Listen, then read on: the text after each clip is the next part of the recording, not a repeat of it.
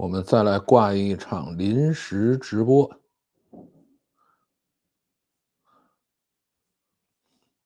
稍微等1分钟。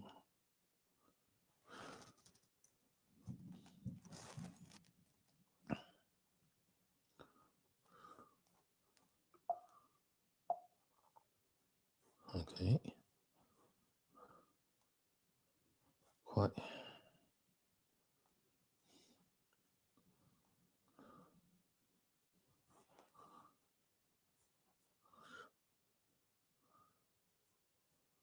Discord。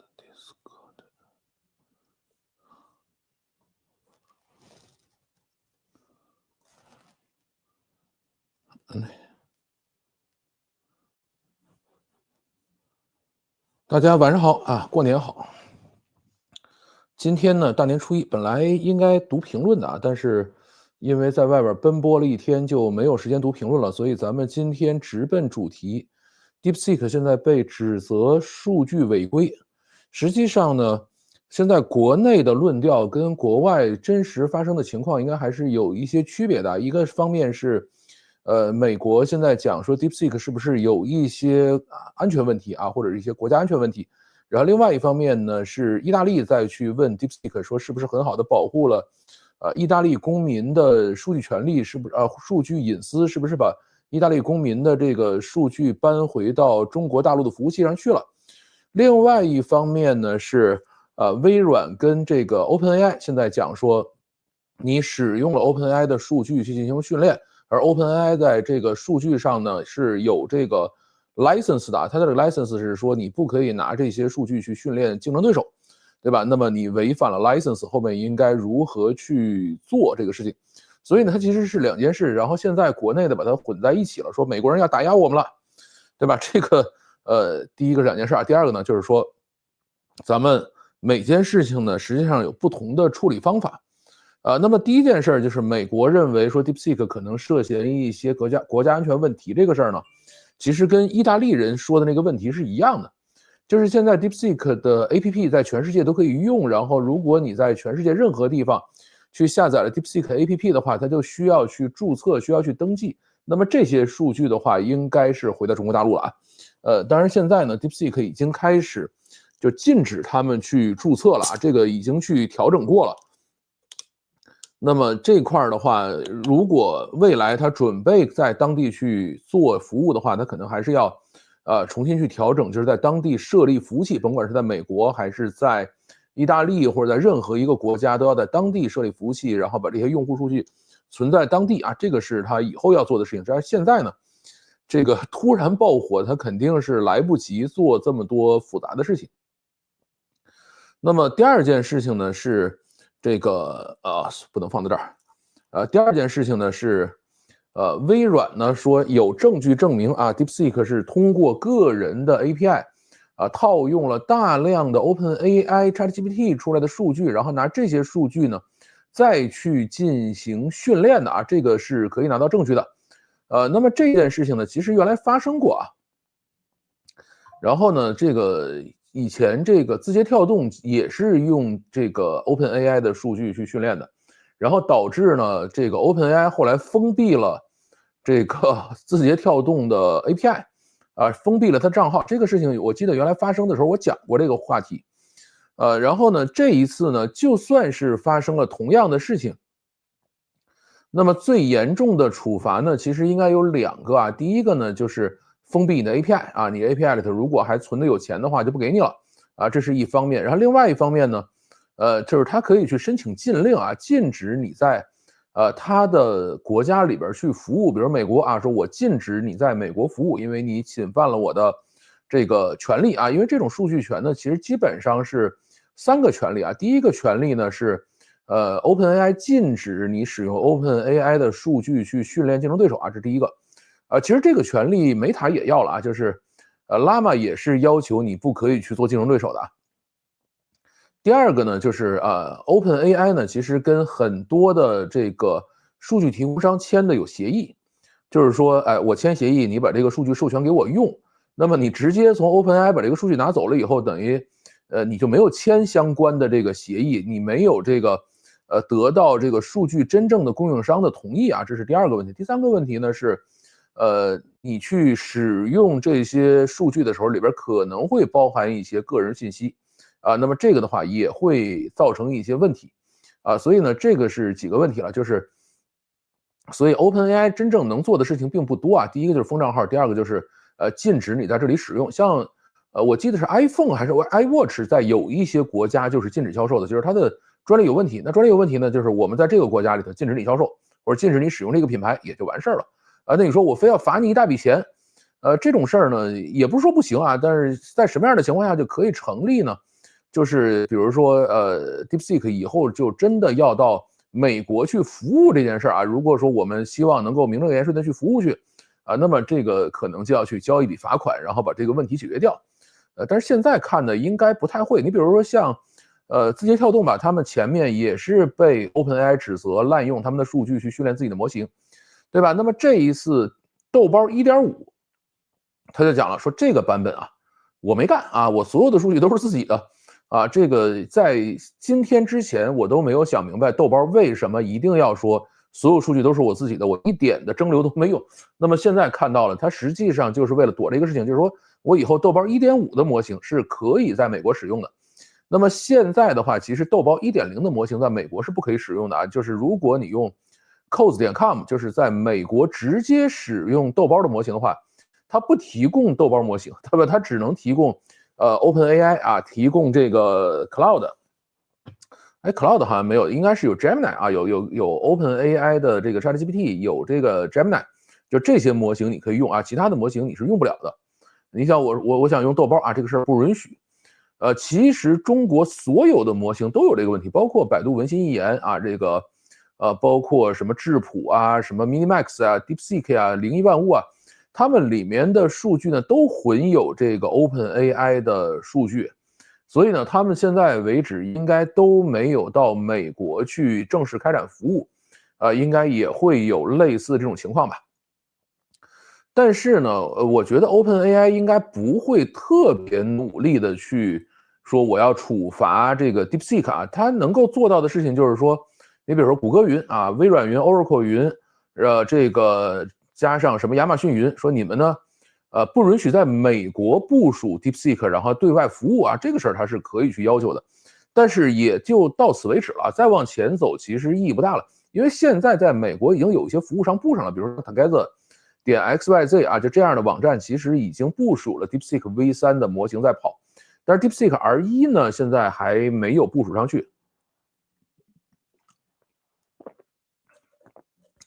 因为这个事儿呢，你从法律上来说，OpenAI 呢它是有道理的，但是呢，从道义上说呢，它其实比较弱势。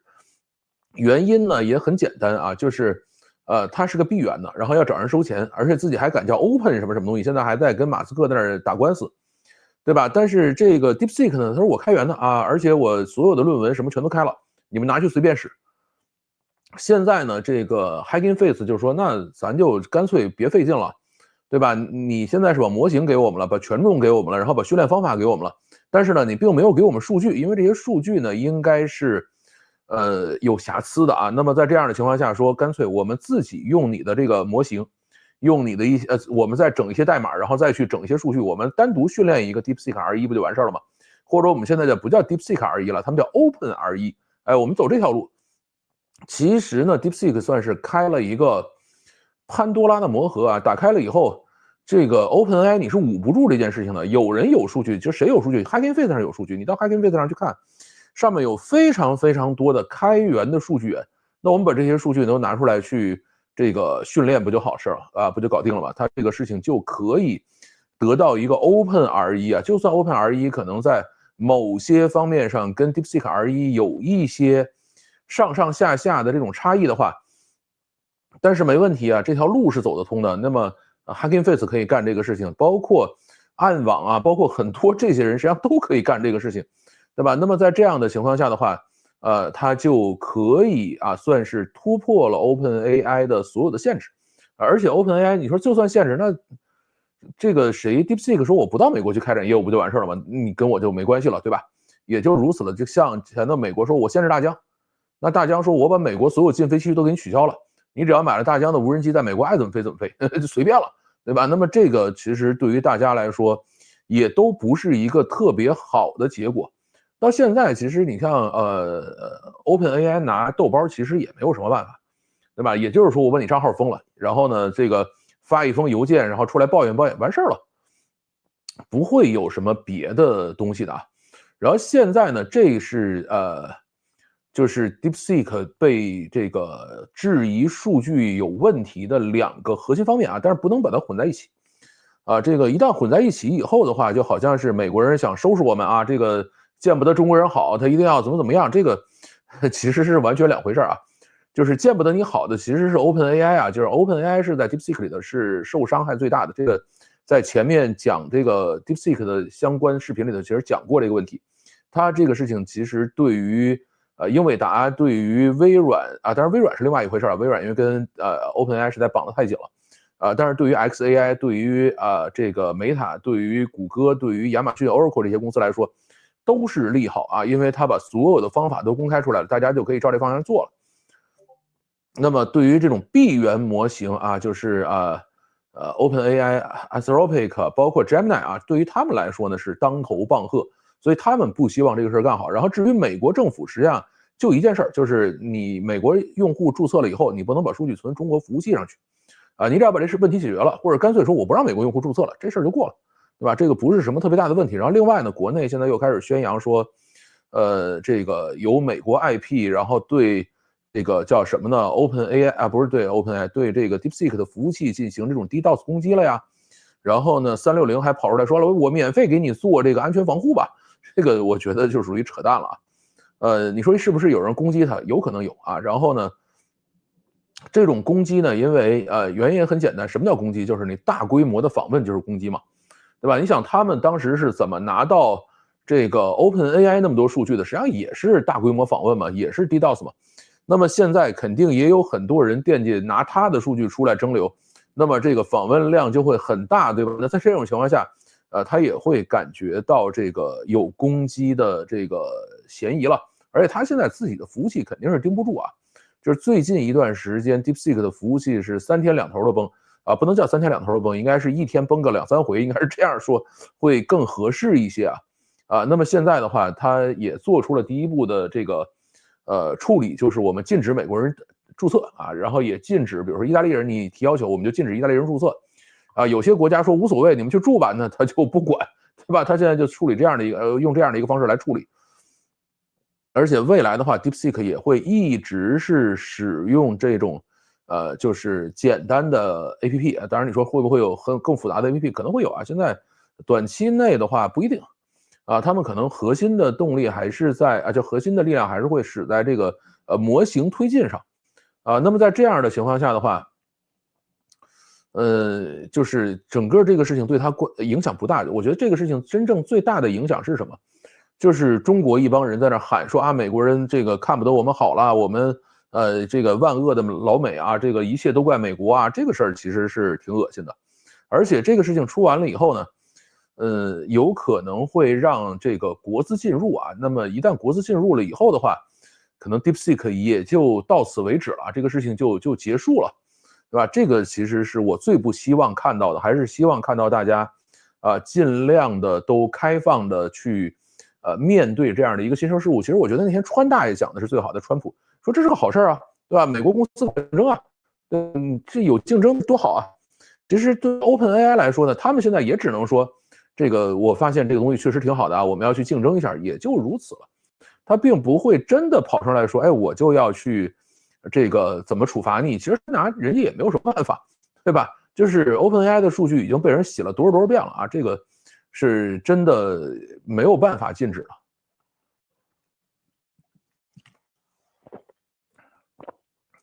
然后另外一个现在对 DeepSeek 呢，号称是提出质疑的，也就是马斯克。马斯克说 OpenAI 应该不只是1万块 A100啊，然后呢，应该还有其他的，大概也就讲了一个这个话，其他的其实也就没有再讲。所以呢，现在就是各方面对 OpenAI 的质疑啊，不是对 OpenAI，就是对 DeepSeek 的质疑，也就如此了。国内的一些这个别有用心的博主喜欢把这几个事情串在一起，然后呢说你看啊，万恶的老美，然后又看不得咱好了啊，也搞成这样。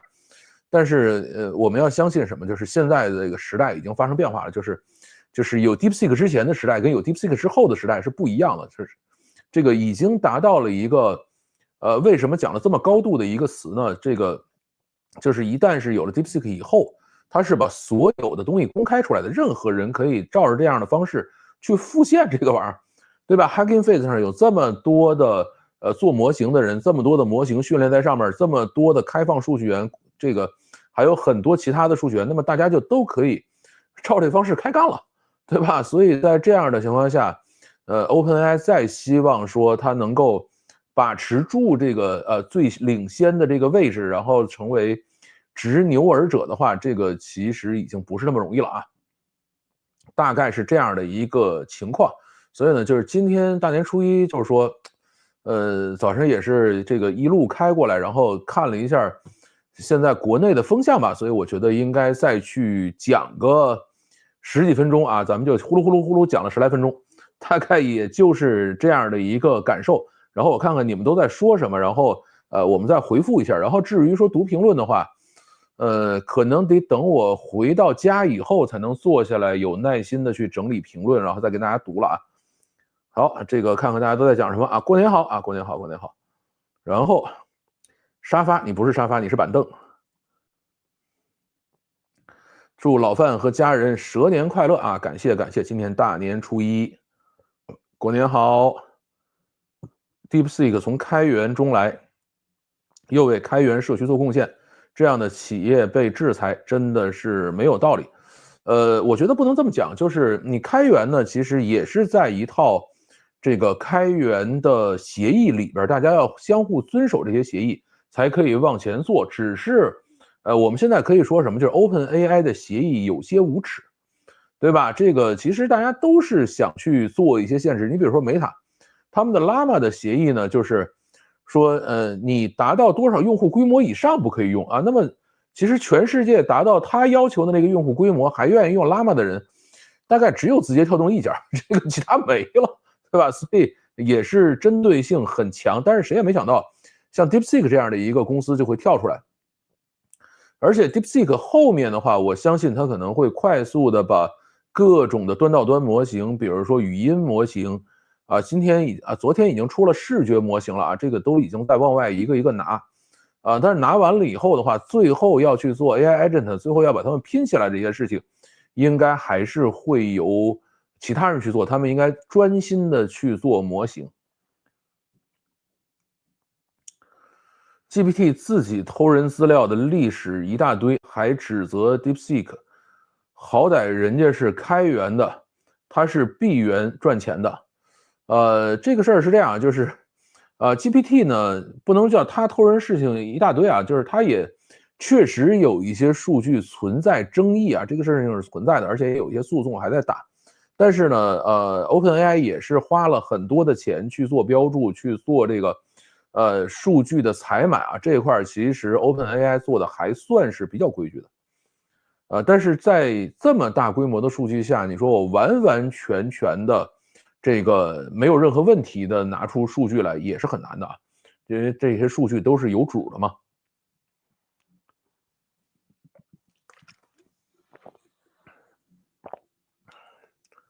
但是大家都爱用闭源才是开源的，不是吗？什么？大家都不是这个没看懂这句话啊？谁说 GPT 是闭源的？人家只是不开源最新版本，对，它 GPT-2是开源的啊，从 GPT-3以后是闭源的。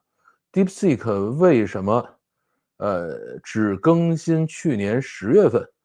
就是因为等到各大模型开源呢啊，这个其实你说的不对啊，这个怎么说呢？就是 Llama 的模型一直在开源，Llama 1、Llama 2、Llama 3都是开源的。然后那个GPT 呢是应该是2023年11月之前是开源的啊，就是它 GPT-2是开源的，然后 GPT-3、GPT 3.5是开始闭源啊，大概从2023年的10月份、11月份以后就是闭源的了啊。然后至于 DeepSeek 的话，它的 V1、V2、V3 的版本实际上都是开源的，包括 V2.5，只是前面的版本呢，大家这个没有引起什么响动啊，就是差的还比较远，对吧？它也是一个厚积薄发的一个过程，对吧？这个至于说等别的模型开源，你还是稍微的捋一捋这个整个的开源模型的这个发展历程，再回来说这个话。评论区去看看论文再发言啊，我不跟智商低的讨论啊，这个没什么可讨论的。之前清华质谱被制裁，说是服务军工，但 DeepSeek 没有服务军工，被找个无关痛痒的理由也要被制裁。其实，我觉得这样就是他把美国注册关了就完了，就是这个事情，美国政府就拿他没办法，对吧？就是我没有美国用户啊，这个他就不会有任何问题，因为所谓的这个叫什么呢？所谓的这个安全问题，实际上就是你如果是把美国用户的这个信息存到中国，这事儿不行。但是你想 DeepSeek 它是个开源的东西，对吧？那我就完完全全可以把完整的 DeepSeek，甭管是 R1 模型还是 V3 模型，部署到你的这个公司里边去，或者部署到你军事基地里头去，这事儿没毛病，对吧？部署完了以后，你网一掐，你完全封闭起来使用就完了，它没有任何的国家安全问题啊。所以呢，这个不要胡说八道。真敬业，哎呀，这个也不是了，这个是这样啊，就是我呢是一早晨，其实也不算一早，大概10点多从北京出发，开个车，到石家庄，然后到这儿呢，因为中间还服务区吃了个饭啊，所以到这儿大概是1点多，稍微休息了休息，然后跟这个娘家啊，老丈人、老丈母娘，还有这个小舅子啊，一家子吃了顿饭，然后到晚上呢，大家就分散。分散呢，也为什么？就是他那个房子不太住得下，所以我自己实际上是在酒店里，这是一个全季酒店，然后就可以在这儿聊个天，因为也是待着也没事干呗，这个又没有那么多可聊的天，那就干脆让你们陪我过年吧。这个稍微有些自私，不要有争执啊，这个争执这种事情呢，是避免不了的，因为这个里头有很多利益啊。说一下阿里巴巴今天发布的最新大模型，它是2.5发了一个 Max 版本啊，它也就是一次可以放100万 token 进去。这个因为2.5这个模型给我的印象不是特别好，它呢执行简单任务可以，但是执行复杂任务或稍微复杂一点任务的时候呢，喜欢胡说八道啊。这个事儿你再大的这个 token 其实都没有办法，因为像我经常的任务叫 RAG 任务。我经常会去搜索一大堆的资料，然后让这个大模型去进行总结，然后要求都是什么呢？如果搜索的资料里没有，你一定要告诉我不知道。那么这个事情呢，豆包是可以很好的执行的。如果没有，他就告诉你不知道啊。GPT 没有任何问题，是可以很好执行的。Gemini 呢，一半一半啊，有的时候会瞎编，有的时候会告诉你 OK。DeepSeek 的话，现在还是比较就是指令遵从性还不错。另外一个效果还可以的实际上是 Kimi 啊，那个效果其实也还可以。但是通义千问2.5的话，就是哪怕你啥都没搜出来，然后你去问他问题，他都会给你啰里吧嗦讲半天啊，这就自己给你瞎编去。这个事儿是到目前为止解决不了啊，所以我就不太用这个玩意儿。马斯克的 AI 确实是开源的，人家大家爱用吗？并没有。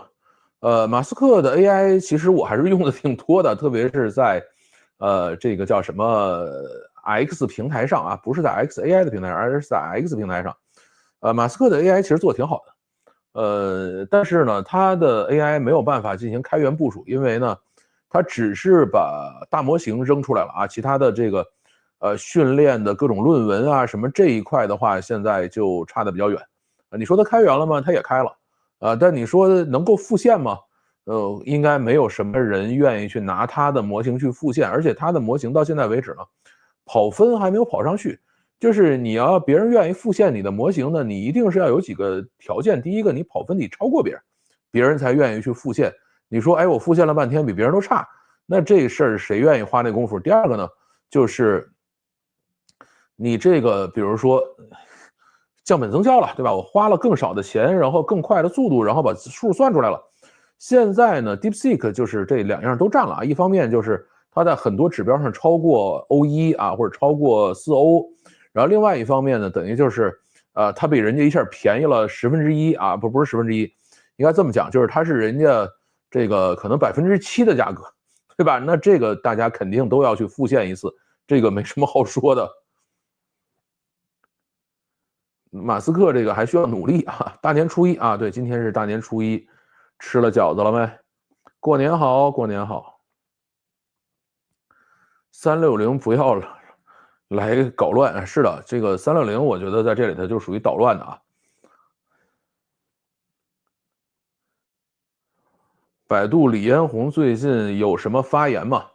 我觉得李彦宏呢就是一个笑话啊，大家把他忘记了就算了。我前2天还看到有人说，哎呀，这个为什么这个李彦宏的百度的股票没有跌呢？我说啊，这个甭管是暴涨还是暴跌呢，说明大家都惦记你呢。但是，一旦大家把你忘了呢，这个才是最大的悲哀啊！我记得原来是麦克阿瑟有一个名言，叫“老兵永远不死，只是慢慢被人遗忘”。李彦宏现在这个状态呢，就是慢慢被人遗忘，然后他每过一段时间出来扮一次小丑，然后说一些这种奇奇怪怪的话，说完了以后呢，能够让人家再稍微记住他那么可能10天半个月的，然后又被人忘掉啊，因为他除了干这件事儿，实在是没有什么办法让别人记住他了啊，这也是挺悲哀的。新年好，这个崩的问题还好，只是云端厂商协议。是的，就是他其实一方面云端厂商协议，还有一方面呢，就是我看到我一些以前同事也在讲说，就是 DeepSeek 在推理部署、推理实施上还是有自己2把刷子的啊。为什么这么讲呢？就是它价格特别便宜。你像在国外很多的厂商去布这个东西，达不到它这个价格。像我看到，你比如说 DeepSeek V3在 DeepSeek 自己的网站上，100万 token 应该是2块钱人民币输入啊，输出好像几块我忘了，相对来说还是比较便宜的。但是呢，你到 Together 点 XYZ 上，100万 token 大概是$2，对吧？它是挺贵的，因为什么这么贵？就是它的整个的这个叫部署，或者说这个推理实施、推理部署这一块没有 DeepSeek 做得好啊。这个我觉得应该是 DeepSeek 另外一个杀手锏。如果他愿意把这一部分开放出来的话，应该还会有很多人愿意跟他一起搞啊。这个是一个大家可能现在还没有看到的东西。按道理说，如果 DeepSeek 是用，比如在国内用这个叫做比如说 A100啊，或者是 A800这种阉割过的版本进行推理的，那么你到美国去直接用 H100去推理的话，理论上说应该成本更低啊，但是现在实际上他们去用这个DeepSeek V3去推理的成本是很高的。然后国内你比如说像硅基流动，到现在为止压根就没给它上去，它到现在硅基流动上只有 DeepSeek 2.5啊，原因我估计也是这样，就是你上去以后比它贵好多，然后部署又费劲，部署上去以后又没人使，这个就比较难搞。微软开始收拾 DeepSeek 了，收拾不了，你除了能封他账号之外，你干不了别的什么事儿。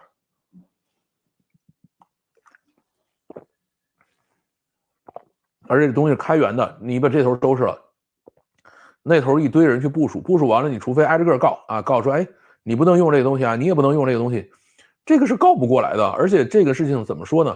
就算从法律上它有理，你只要是进行这种诉讼的话，非常非常损害人品啊！这个大家自己去稍微掂量掂量。还不赶紧抄底英伟达？对啊，昨天已经涨了8%多了。今天都涨9%了，再不抄你就买不着了啊！这个大家努力。马斯克不只质疑 GPU 数量啊，他还质疑这个 DeepSeek 的技术含量。我觉得是这样，就是这个没有，我觉得怎么说呢？不是说不能质疑啊，就是大家还是都要去接受质疑的。而且作为一个工程师来说，就是马斯克自己呢，你甭管他是不是世界首富，是不是这个大公司的老板嘛，他是个工程师。工程师的这个性格呢，永远是文无第一，武无第二啊，就是他对别人的这个东西提出一些质疑是合理的。那质疑完了以后，他如果能拿出更好的东西来，没毛病啊，对吧？但是你别质疑了半天，最后自己拿不出来，这不就丢人了吗？国资介入是大概率，今后梁文峰一定是党的最爱，这个数字集权看到了新希望。这个事儿呢，咱们再讲一点吧。什么呢？就是很多人在质疑说 DeepSeek 的这个审核，就是内容审核。如果美国人用的话，他也会经历跟咱们一样的内容审核。说这个是不是有问题？因为大家记得当年 Zoom 其实出过这种事情啊，就是Zoom 上面是封了，可能是法轮功的这个会议，还是封了谁的会议啊？然后呢，这个就被美国政府拿去这个说你到底是中国公司还是美国公司啊？你到底听中国政府的还是听美国政府的呀？对吧？那么最后Zoom 就把这个中国的业务整个都停掉了，说我们就老老实实做一家美国公司就完事了。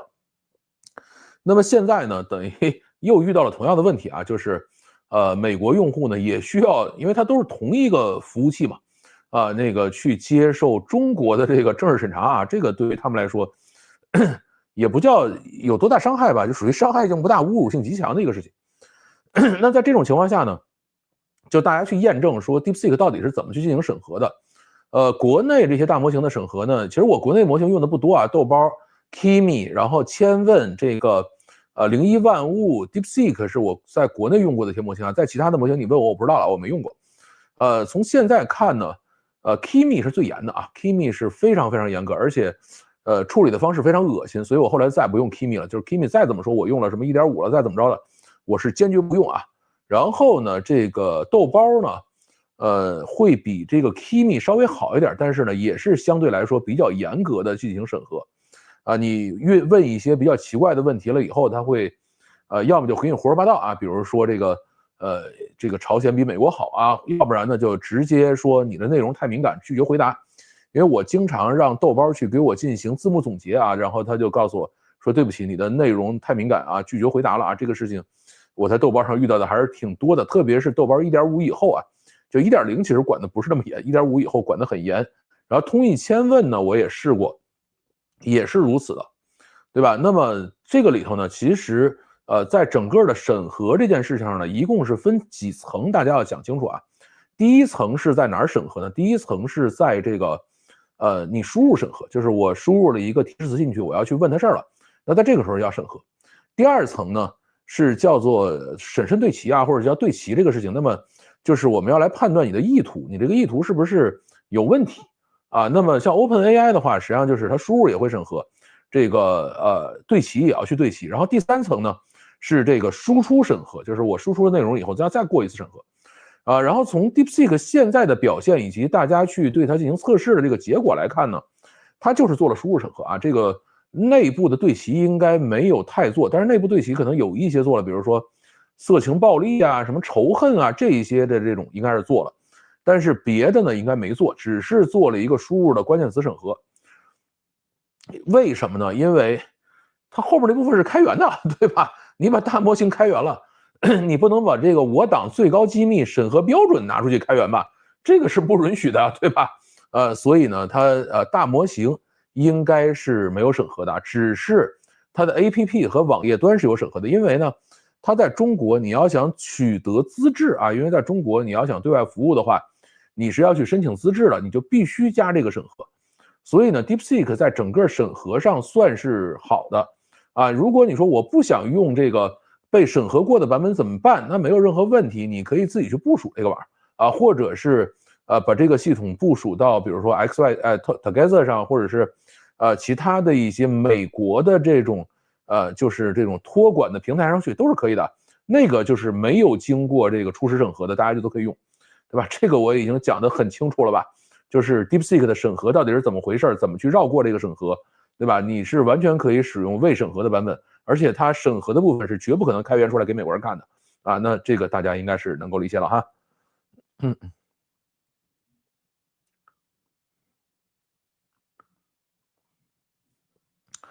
DeepSeek 开源之后，估计2、3个月之后，国内大模型有推理的就多了。其实现在也有挺多推理模型的，你比如说 Kimi，然后呢，这个这个叫什么 QWQ 啊？千问其实一直有推理模型 QWQ，然后谷歌好像今天又出了个新的推理模型，我还没去看。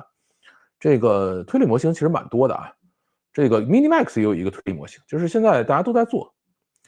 而且像它这个推理模型的方式，其实它很多叫指明方向，就是我原来说 OpenAI 干的很多事情就是指明方向，现在 DeepSeek 等于指了另外一条方向。这块怎么说呢？我觉得它这个方向有的时候，未必完全合规，但是也确实是一条不同的路吧。对，这是开源社区的胜利，就是他把这东西开出来以后，任何人在数据上指责他，你拿他都没有任何办法，对吧？大家就可以自己去部署，因为开源啊，就算我没法拿你这个东西部署去进行商业应用的话，我还可以干嘛呢？拿你的方法重新训练，这个事儿也没毛病。春晚机器人表演又被吹爆了，哎呀，这个我觉得春晚这种事情呢，它的受众是这个屌丝占大多数啊，这个我们就不用太去纠结了。过年好啊，过年好。蔡文峰没有老范帅，这是谁呀？不认识。OpenAI 很难证明别人有没有用他们的数据蒸馏，因为 DeepSeek 可以说，它是往上爬的啊，这个事儿不能这么讲啊，就这个还是可以证明的，因为它调用，因为为什么说微软说我愿意帮你去证明呢？就是 DeepSeek 大概率是买到微软的这个，就是微软 Azure 云上面这个 API 啊，然后呢这部分是有日志的，那么它是可以拿出这样的一个日志的。但是这个意义不是特别大，就是你就拿出来了，你拿它也没什么办法，除了你封他账号，然后比如没收他的这个几十万美金、几百万美金之外，其实你做不了什么事情。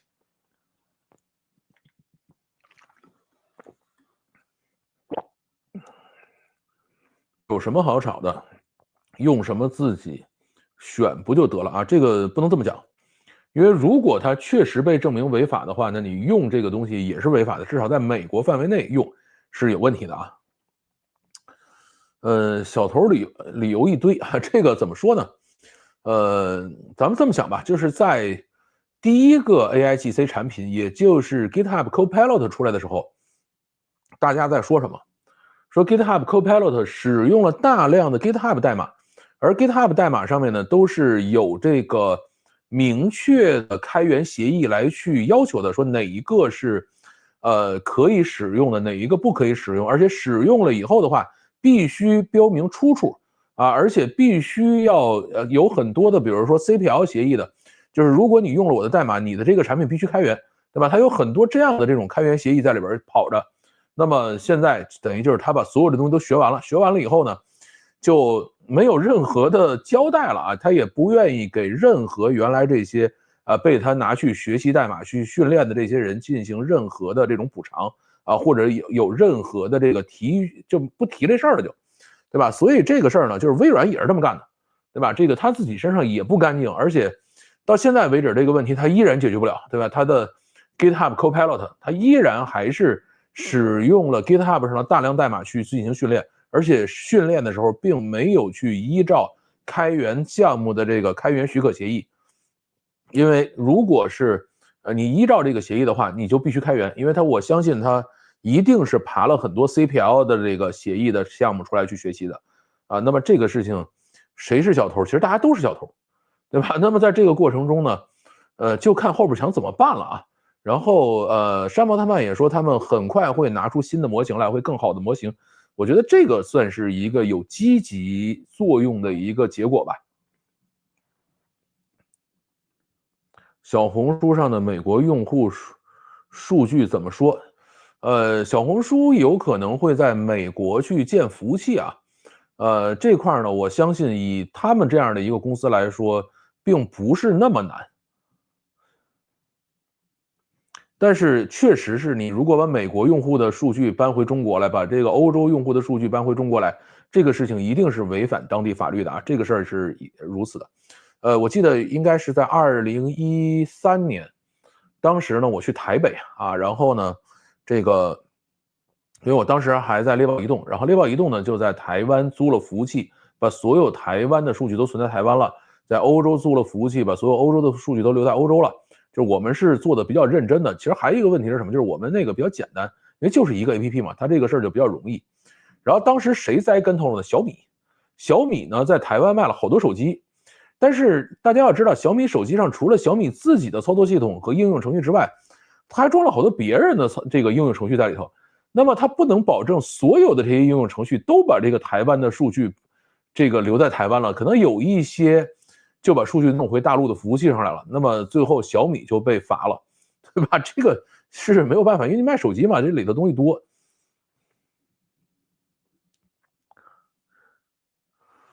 反正我一个月好几百订阅 GPT，还是很感恩 DeepSeek 的啊，是。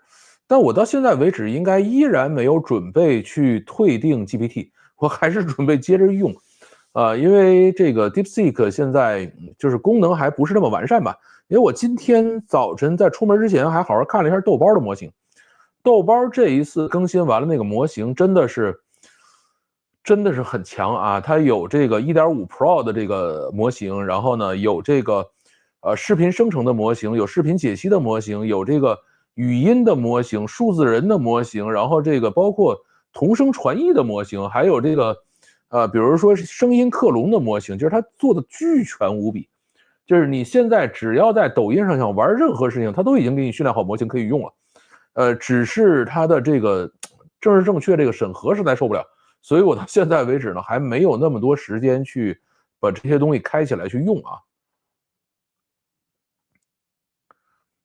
最恶心的就是，只要中国有新东西，不管性能如何，就开始会说什么抄袭、剽窃。这个其实真的没必要，就是美国人也抄也剽窃，对吧？最早不承认欧洲专利的就是美国人。这个，所以我觉得没必要，因为是中国人做的，我们去说这个事儿。但是呢，哪些东西抄了，我们也认，不就完了吗？对吧？我觉得真正比较可耻的是中国人做的，就说抄袭；另外一个呢，就是明明抄了，但是不认啊，说自主创新、自主知识产权，就这两种现象都很可耻啊。就是我们还是要站在一个相对中立、相对客观理性的角度上来去思考这个问题。那是因为中国的黑历史太多，哎，谁没有黑历史啊？这个美国没有吗？像刚才我讲那个 GitHub Copilot 去抄袭了整个的这个 GitHub 上面的代码，这个事儿咱不讲了，这算不算黑历史？微软自己干的，然后用的 OpenAI 的模型。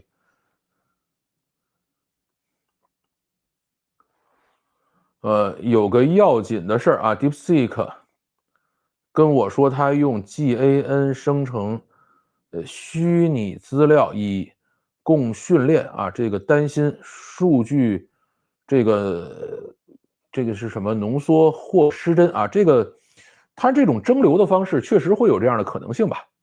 这个还是要去看，因为 DeepSeek 我今天早上看了一下它最新出的那个图像识别的这个大模型啊，叫 Genos 还叫什么东西我忘了啊，这个它的训练方式也很奇葩，就是原来大家都是使用叫 ImageSet，好像是叫 ImageSet 这样的一个库啊，这个库是那个李飞飞做的，就是最早为什么它叫人工智能之母呢？就是他做了这么一个库，然后呢，所有训练这个人工智能都是拿他那库训练出来，所以它叫人工智能之母。然后原来大家甭管是做 Lava 呀，还是几个这个视频识别的这种库呢，都是视频识别的这些模型都是在这个基础上训练出来的。但是现在呢 ，DeepSeek 的方式就是说，他拿这个提示词和这个生成的结果去训练，然后效果发现巨好无比，对吧？实际上也是做了一个类似蒸馏的事情。这个事儿怎么说呢？就是你基本上认为啊，DeepSeek 做了一道菜啊，这道菜呢叫做佛跳墙。为什么这么讲呢？大家知道佛跳墙是怎么来的吗？就是一帮这个公子哥出去这个郊游啊，每个人都带了一些这个叫路菜，也就是在路上吃的这种菜肴，然后走到一个寺庙前头说：“哎呀，咱们一块儿吃吧。”然后就把这些菜呢搁在一起给煮了，煮完了以后，这个香气飘出来以后啊，这个和尚就忍不住了，直接跳墙出来了。所以呢，这个什么意思呢？就是说它是半成品啊，或者说叫预制菜，然后把一大堆的预制菜煮成了一锅啊，这个就是DeepSeek 干的事情，而且这一锅还特别好吃啊。所以为什么我说这东西叫佛跳墙呢？对吧？和尚看了以后都要冲出来要吃一口。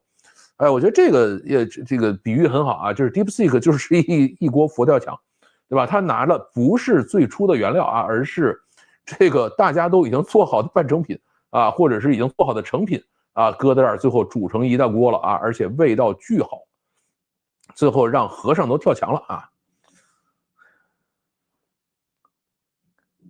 难道中国人就不可能创新吗？哎呀，这个事儿我觉得看怎么来去这个规定这个创新了啊。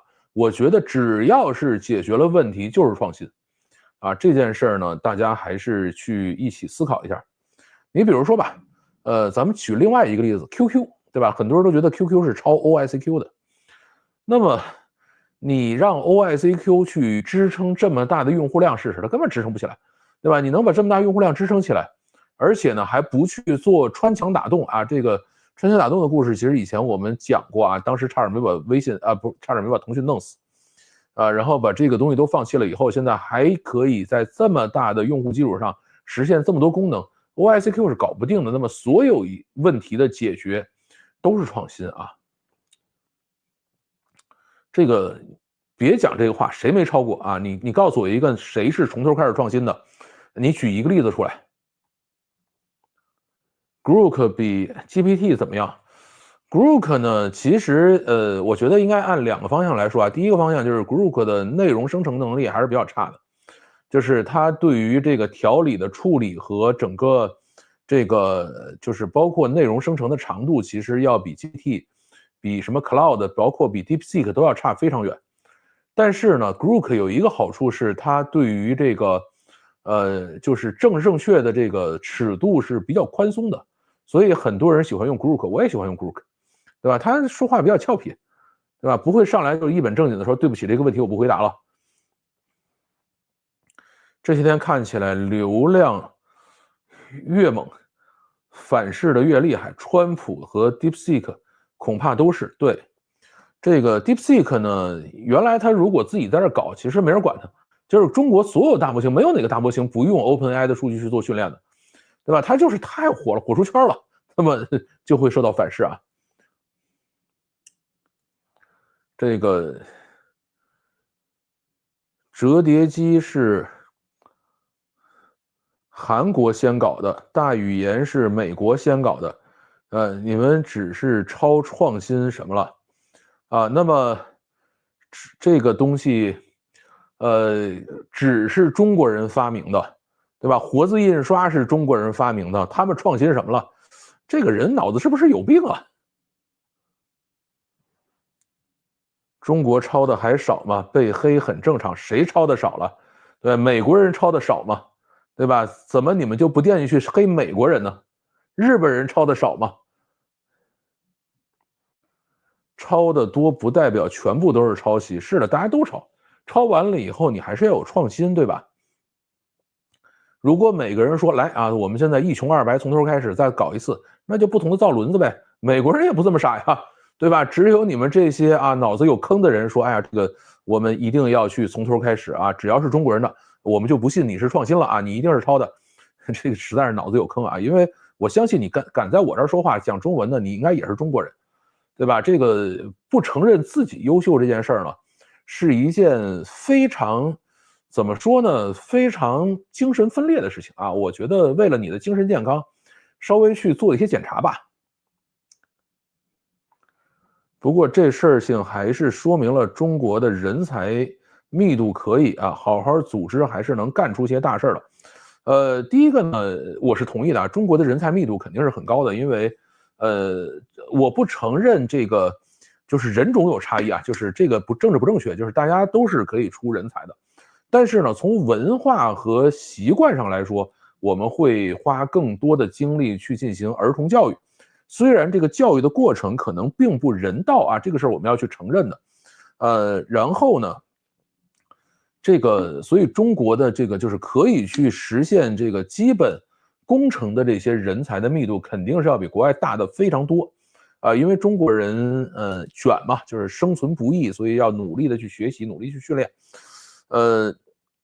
这些人呢，第二点其实我是不同意的，就是不能把它组织起来干大事儿。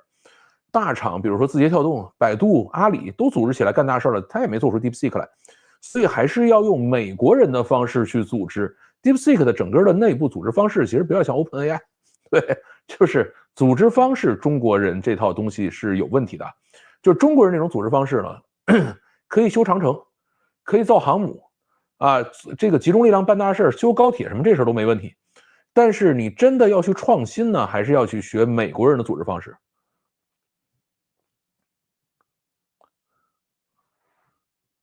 讲抄全部是客气了，抄不到，用偷用抢用骗啊！你说的是美国人吧？美国人是这么干的啊！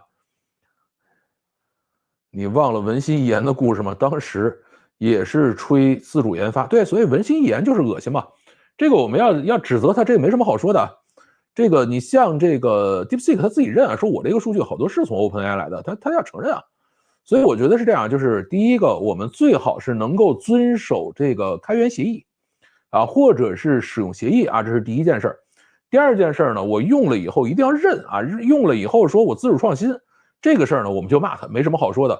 我们不认为文心一言就代表中国人了他就是中国人里的败类这个百度永远是中国人里的败类，千万不要因为有百度这样的一个公司就觉得中国人怎么样了。如果是这样的话，你们就跟百度一样可耻。1450也去抄一个，这是什么东西？不知道。你抄得多，黑历史就肯定被质疑，有啥可委屈的？美国人抄的少嘛？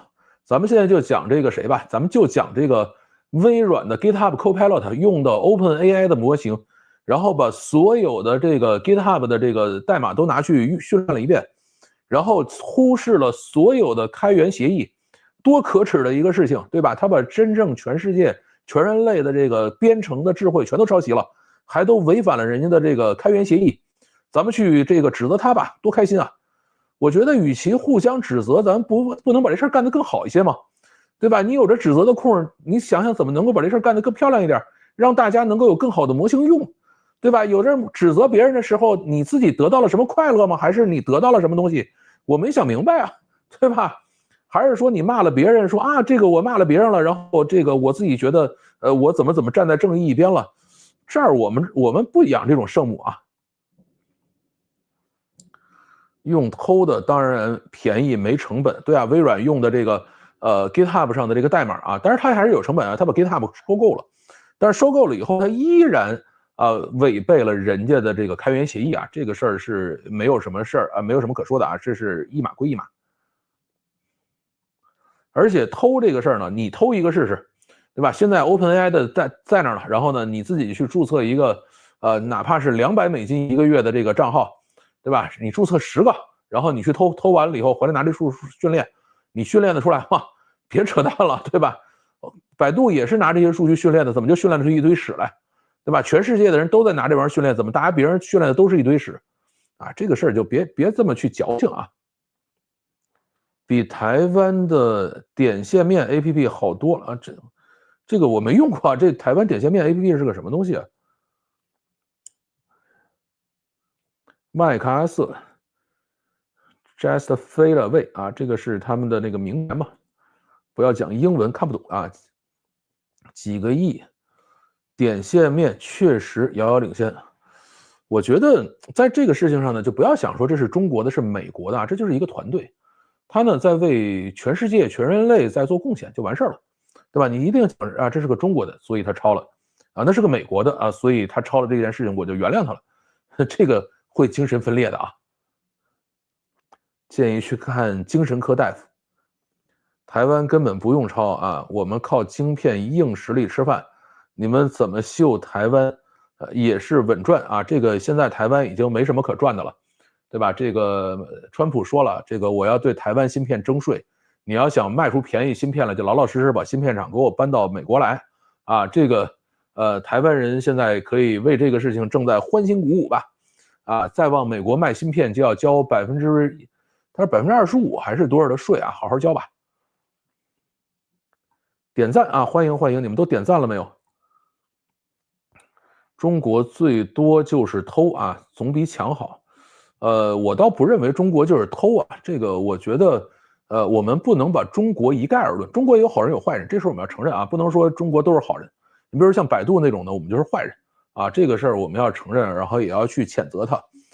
那么在这个里头呢，所有这种拿了别人东西不认啊，说自己原创遥遥领先的这种人呢，我们就骂他，甭管他是中国人还是美国人，我们都骂他啊，这个我觉得没毛病吧，对吧？如果你说，哎，我用了，然后遵守规则用的，那这个大家都是这么干的，然后科技就是这么发展的，这个没有任何问题。那么现在呢，就有一些人啊，他的行为有瑕疵，比如像 DeepSeek 这样的，对吧？他用了人数据了啊，这个事儿我们要承认啊。然后呢，他没有遵守人协议啊，那么这件事情呢，后面就我们要去想办法来解决这个问题，对吧？你也不能说啊，因为他是中国人，所以他就偷了啊，因为中国人前面偷的多了，我就怎么样啊？这个脑子就有坑啊！新年好，新年好，你们都不过年吗？在这听我闲扯。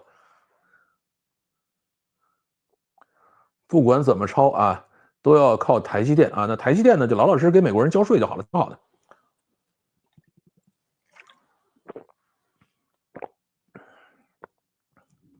台积电是几十年前就打下的基础，这20年的移动互联网 AI 时代，台湾基本上没啥创新。我觉得不能这么讲啊，这个千万不能这么讲。你能够把良品率做上去，能够把这个制程做上去，这件事儿挺难的，对吧？都是阿斯麦做出来的光刻机，怎么三星就不行呢？怎么这个英特尔就不行呢？怎么就台积电行呢？这玩意儿不叫创新吗？对吧？这也是创新啊，对吧？千万在创新面前，我们要一视同仁，对吧？只要把问题解决了，就叫创新。跟这个人到底是中国人啊，中国台湾人，还是美国人，还是欧洲人，跟哪儿人没关系，解决问题就是创新。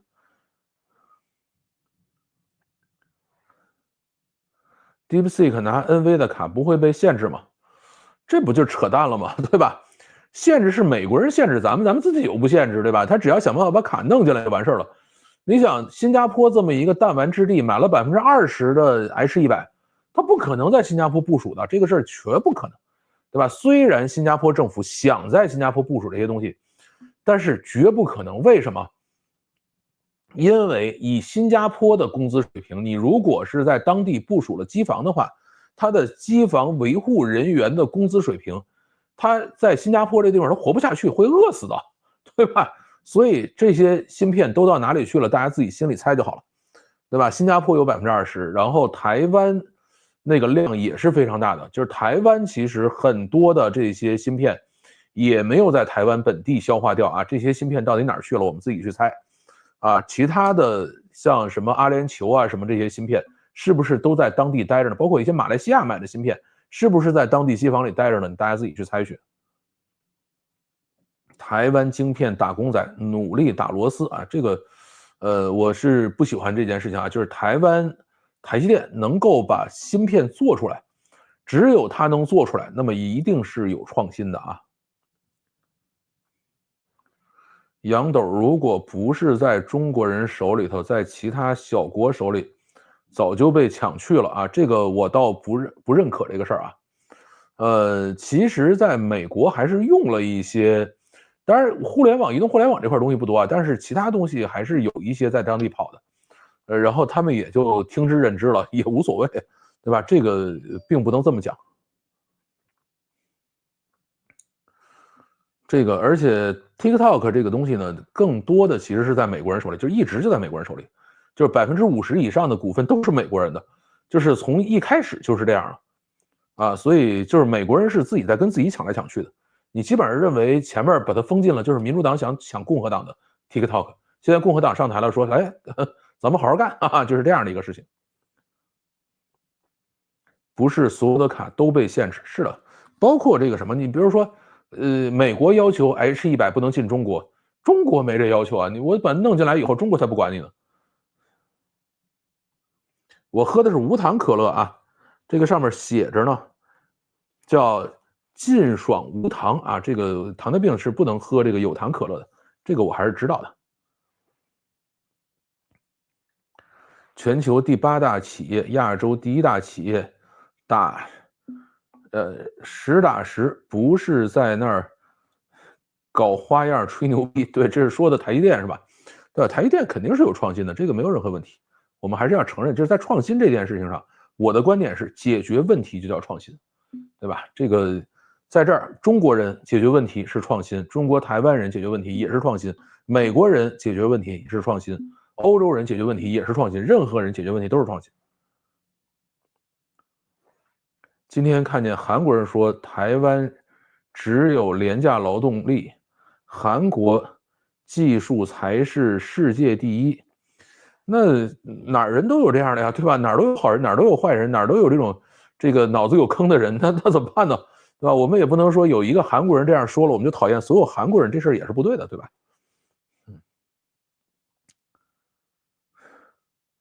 我觉得呢，你问这是真的吗？这个事儿你自己脑子就有问题了，对吧？哪儿都有疯子，然后哪儿的疯子出来说一句话，你都去求证一下这是不是真的，这个我觉得你自己稍微有一些这个主观判断能力，或者有一些这个判断能力啊。DeepSeek 论文在那儿啊，技术都是公开的，是的。无糖可乐，对，我喝的是无糖可乐。只能说明马斯克根本没看 DeepSeek 论文啊，这个倒不一定，因为我觉得是这样，就是我见过很多的工程师啊，很多很好的工程师，然后这些工程师真的是谁都不服啊，像马斯克这样的一个位置的工程师的话，他觉得这个事情不服是有道理的，而且怎么说呢？就是我前面讲这个佛跳墙的故事啊，这个，它是有问题的，啊，什么问题？我们讲一个逻辑上的事情吧，我不能保证这个故事，到 DeepSeek 上完全是正确的啊。什么呢？就是我们这些玩摄影的人啊，玩照相的人，为什么在摄影的时候要用这个 RAW 格式？在照相的时候要用 RAW 格式，在摄影的时候要用这个 log 格式啊，叫 mlog，要用这样的格式。就是一定要有原始的数据，有了原始的数据以后，你后边才可以再去调颜色，再去调整。那么，如果你做了佛跳墙，就是用人家已经做好的菜回来再去烩了一锅，你可能确实非常好吃，但是你要想在这个基础上再进行调整、再进行发展，就没有能力了。哎，因为原来人家已经把这个什么鸡鸭鱼肉啊都给你调过味儿了啊，所以马斯克说这个东西有问题。有可能是这样，就是这个东西再往前走，有可能确实是有问题的，但是呢，这个可能还需要验证，因为从数学的角度上说，我自己要承认我这个水平一般啊。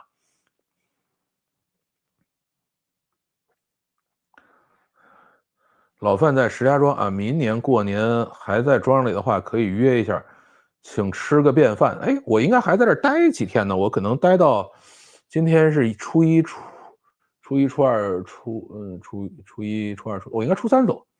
啊，如果这个，但够呛了。我想想啊，哎，我今天初四走，我应该初四走，初一、初二、初三晚上，我应该初四走。初三如果有空的话，可以看。哎，我们有石家庄的网友吗？如果有的话，可以凑一桌。对，做晶片是打工仔，英特尔是打工仔。这个辉达是英伟达，英伟达不是做芯片的，英伟达是 Design House 啊，这个别搞错了。英特尔确实是有代工厂的，这个，所以千万不要把英伟达和 AMD 啊跟这个英特尔跟这个台积电混在一起啊，他们不是一样公司。攻击 DeepSeek 的 IP 地址均来自美国。我现在还在通过台湾的地址给你做直播呢，我是来自于台湾吗？想啥呢？新年快乐啊！新年快乐 ！DeepSeek 动了资本的蛋糕，啊，这个不算资本的蛋糕啊，我觉得不用这么去阴谋论啊。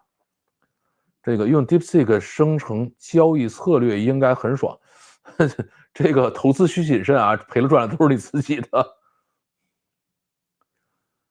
感谢 DeepSeek 新年抄底英伟达啊，这个才是真棒啊！这个才是真棒啊！这个你如果真的前几天跌了17%的时候进去抄了一把啊，那你抄着了。没有几十年前台湾人的创新和劳动，就没有今天的台积电。但是如果今天台湾还只是靠着台积电沾沾自喜吃老本，其他技术尖端一点没创新，10年后没准就大大的落后了啊！这个我觉得怎么说这个事儿呢？台湾人现在依然在快速的解决很多别人解决不了的问题，依然在创新啊。但是呢，时代确实在发生变化。像台湾也好，其实台湾在学日本啊，也在学德国，就是培养这种叫隐形冠军。他在某一些特定领域里头扎得很深。那么最后，如果大家都可以公平的，然后让所有的这种技术配件、技术方案进行公平的竞争的话，那么所有隐形冠军就会有市场。但是现在其实是在发生变化，就是会出现越来越多的这种大厂。大厂呢，就是哪怕我自己做的东西稍微差一点，我也用我自己的。那么在这样的情况下的话，这些隐形冠军就会被弄死。所以现在德国也很痛苦啊，台湾也很痛苦，它就会有这样的问题。那么以德国和台湾，包括日本，他们现在的这种法律体系和他们的这种思维方式，再想造大厂的话，其实有点难了。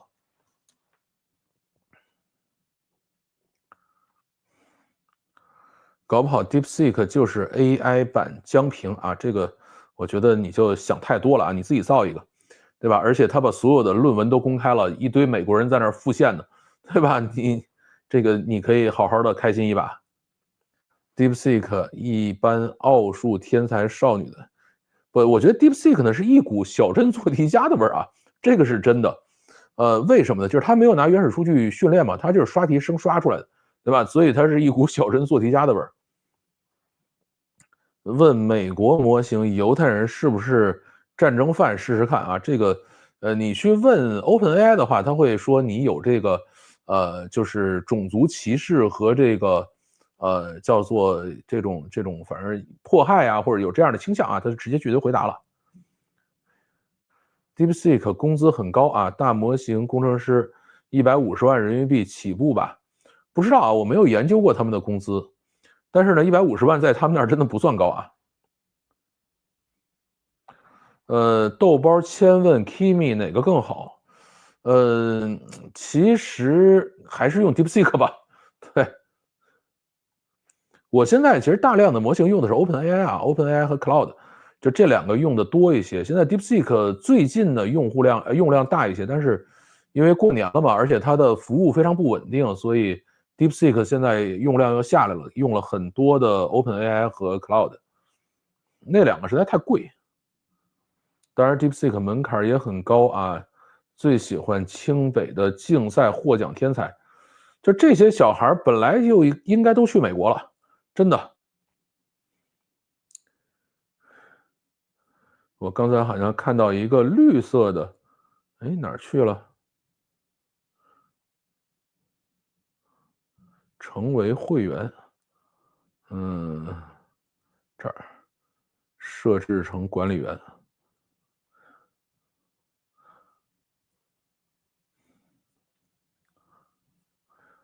找不到了。这叫回头再找吧。我本来应该是把所有的会员都设成管理员的啊，但是我实在是没有找到这个名字。本地部署问敏感问题也会拒绝回答，它是这样的，就是它会松很多。你本地部署完了以后呢，你的敏感问题实际上主要是，一些这个就是它一些对齐的问题，而且你实在不行，你重新训练嘛，对吧？重新训练了以后，你就可以重新给它设置这个道德标准了嘛。硅基流动老板发朋友圈了，说梁文峰1个月前找他，问他要不要部署 DeepSeek V3，最少要10张 H800，80张更好。袁晋辉算了一下，觉得不划算，就婉拒了。哎，这个我估计也是这样，就是他布完了以后，这个肯定价格打不过这个 DeepSeek，但是他如果当时知道 DeepSeek 有这么火的话，他肯定就布了啊。这个其实亏了钱是没问题的，而且就算它的价格比 DeepSeek 官方贵，也不是什么大问题。因为什么呢？就是 DeepSeek 的 API 对外服务走的是 DeepSeek 自己的证书啊，就是说这个国家允许它上去是有证书的。你如果走这个硅基流动的话，那么就走的硅基流动的证书，他们要求是不一样的，所以应该还是步调。这个视频总结免费的哪个更好啊？我不怎么用这个东西。所有一切都是有国界的啊，就没有完全不审查的模型。其实有一方面是国界，另外一方面呢，就是现在这些模型还都是一帮，其实做模型的这帮人都是有点圣母啊，就是他们做出来的模型。DeepSeek 可以自由部署的话，怎么挣钱？卖许可证吗？开源为什么要卖许可证呢？你大家就部署就完了，对吧？人家就是说我这个钱够花，然后我接着训练新的去了，对吧？你不要老想着说你少挣了点钱你亏了啊，不要这么想这个问题。306012G 跑 DeepSeek 14B 报显存啊，这个其实没有。你像我3060啊，我没在那个360上跑，我是在MacBook M2 Max 上跑的啊，那个还可以。就是我是 DeepSeek R1 32B 跑的还可以。我现在觉得个人跑大模型还是苹果最好。用 Ollama 本地部署了 DeepSeek 啊，问中国政治问题，全是中宣部的八股文。对啊，你难为他干嘛呢？就是你想干嘛呢？你比如说你问了他以后，他没给你回答八股文，给你回答了一些比较奇怪的东西，然后好让你去举报他嘛，对吧？人家也得有点求生欲，对吧？开源加廉价等于断人财路啊，这个肯定是要竞争嘛，不竞争怎么前进呢？重点不是审核问题，是规则和规范有了，然后中国的审核问题，是来自特定的这个其他不知道啊，后边我不知道。字儿，对，这个是微软云，这个政治历史类啊就不能和国产的 AI 聊，对，我觉得没有必要跟他费这个劲。你去问那个什么 OpenAI 也那个什么。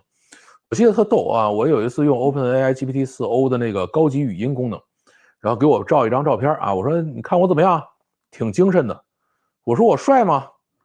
他说你挺精神的。我说如果我不帅，你告诉我。他说我不能得罪你。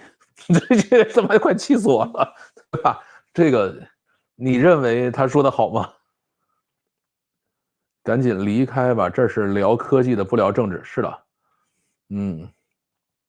色情暴力歧视肯定是要审的，这个你问他，哎，我觉得你没必要跟他费这个劲。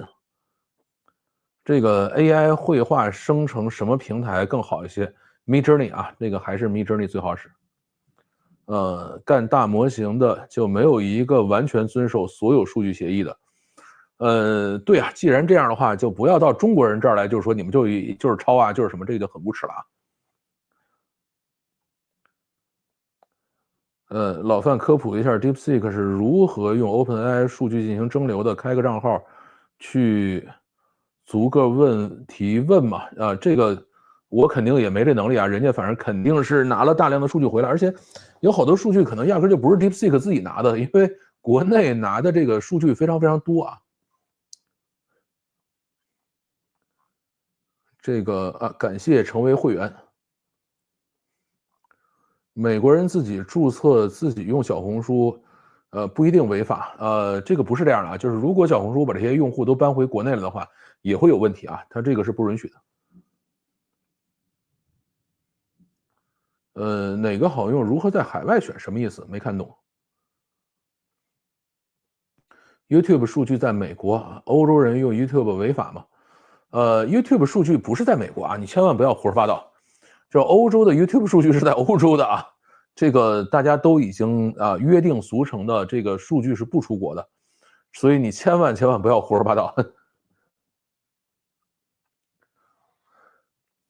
违规都违规啊，先上岸者，我反倒对 DeepSeek 给其他模型带来的刺激和能力，这个成长比较期待。是的，我也比较期待未来的这个模型，就是 DeepSeek 之后下一代，比如说拉玛4 Grok 3一定会有非常长足的进步。文心一言问了这个什么啊？这个我觉得你跟文心一言费什么劲啊？为什么那么多人从一些政见的角度去？因为他们除了这个其他不会啊，他们就懂这个，满脑子都是这个，那得咋办呢？英伟达涨回来了，恭喜啊！这个我也没什么恭喜，我也没下车，也没上车，对吧？就还是原来这些东西。然后啊，天下为公，不知道这是什么，说的是什么。然后呢，所以照老范的说法，抄了只要认了就行，能抄尽量抄，天下乌鸦一般黑，是这样吗？我觉得呢，你总比重复造轮子强。有点中专生获得大奖的意思啊，这个就属于脑子有坑的。资本就是为了达到目的不择手段，先占坑再说。这个其实都是这样。如果真的是废掉了 AI 壁垒，以后玩应用，美国肯定玩不过中国，是这样的。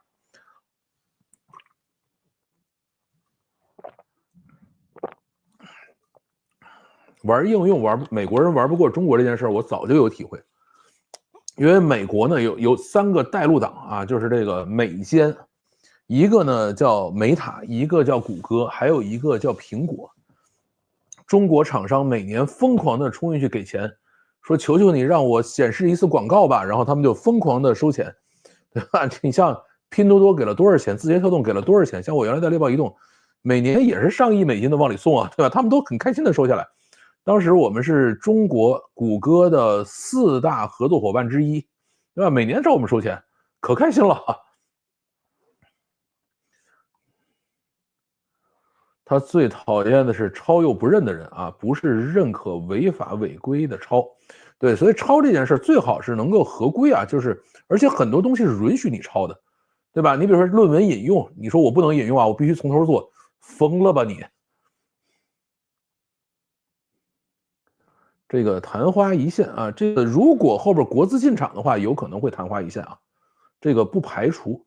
我觉得呢，过1、2天我稍微思考一下，也休息一下，可以去讲一讲 DeepSeek 可能的一些未来发展啊。但是那块儿就太个人了啊，也完全是属于瞎猜了，没准会放到会员频道里头去。但是我这2天还没想我这个过年期间会员录什么呢，不着急，慢慢放。只用1/30的成本，还超越了原创啊！这个我不能讲超越原创啊，你只用了1/30的成本达到原来的这个效果，这个过程就叫创新了，对吧？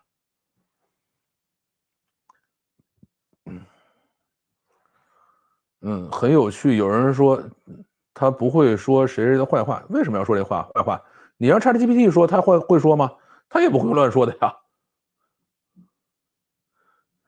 你不用 ChatGPT 去问犹太人的事儿，你问 ChatGPT CCP 的事儿，他也不敢乱说。看一下对比，吹的有些过了，这个肯定是啊，因为你一旦到了大众手里边的话，就会有些过啊，这个永远都是这样的。老范提倡 open 开源啊，那支持言论审查嘛？这个你也不行，这个繁体字看不太清楚啊。言论审查对 AI 训练有益吗？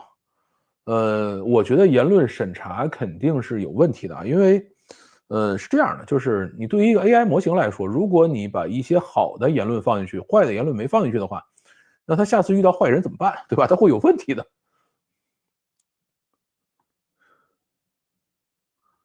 折叠机啊，这个我们就不知道了啊。华为将公布的折叠机啊，这个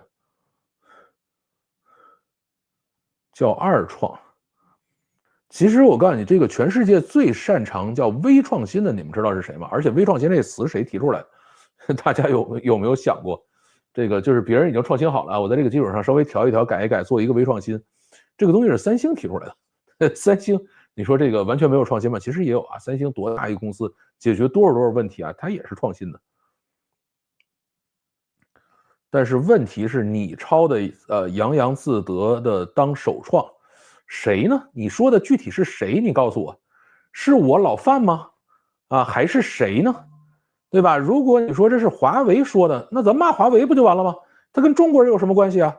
对吧？你说百度抄了以后自己洋洋自得说首创，咱骂百度啊，它跟中国人有什么关系啊？百度能代表中国人吗？华为能代表中国人吗？不能啊，对吧？所以我觉得你是不是脑子有坑啊？日本有几十个诺贝尔奖啊，讨论抄袭不能一概而论。对啊，我觉得这个事儿是这样啊，就是大家都抄诺贝尔奖，他那个论文你不引用别人的论文吗？从头都从造纸术开始，脑子是不是有病？韩国最能抄，哎呀，这个能抄这件事儿不容易，你能把它抄明白，这个事儿本身就很难。目测这什么东西1450什么意思？不懂啊。只要有创新的点，哪怕不多，对，只要解决问题就是创新啊！我一直是坚持这一点。没想到在老范的频道里头这么多二极管，这个今天好像人稍微有点多啊，因为我以前的频道里头没有过8、900人的时候，所以我估计可能来了一些其他奇奇怪怪的人。正常我的频道里这种二极管都被我怼干净了。这个所以 DeepSeek 是100%抄袭，你咋定义100%呢？对吧？这个因为它越优秀，中国人越受罪。比如健康码，健康码那是另外一个问题啊，跟这个优不优秀没关系。没想到老范频道里啊，这个哪儿都有啊，这个二极管总会存在的。DeepSeek 是100%抄袭吗？你怎么定义什么叫100%抄袭？你先把它说清楚。但是虚拟生成资料即使经过人工审核或是 AI 审核，仍然有极大的概率会污染，这个是真的啊。就是使用蒸馏数据这件事儿本身是有巨大风险的。它也就是，其实我觉得你就不用去讨论这个使用蒸馏数据的问题，咱们就还是讲这个佛跳墙的事情，对吧？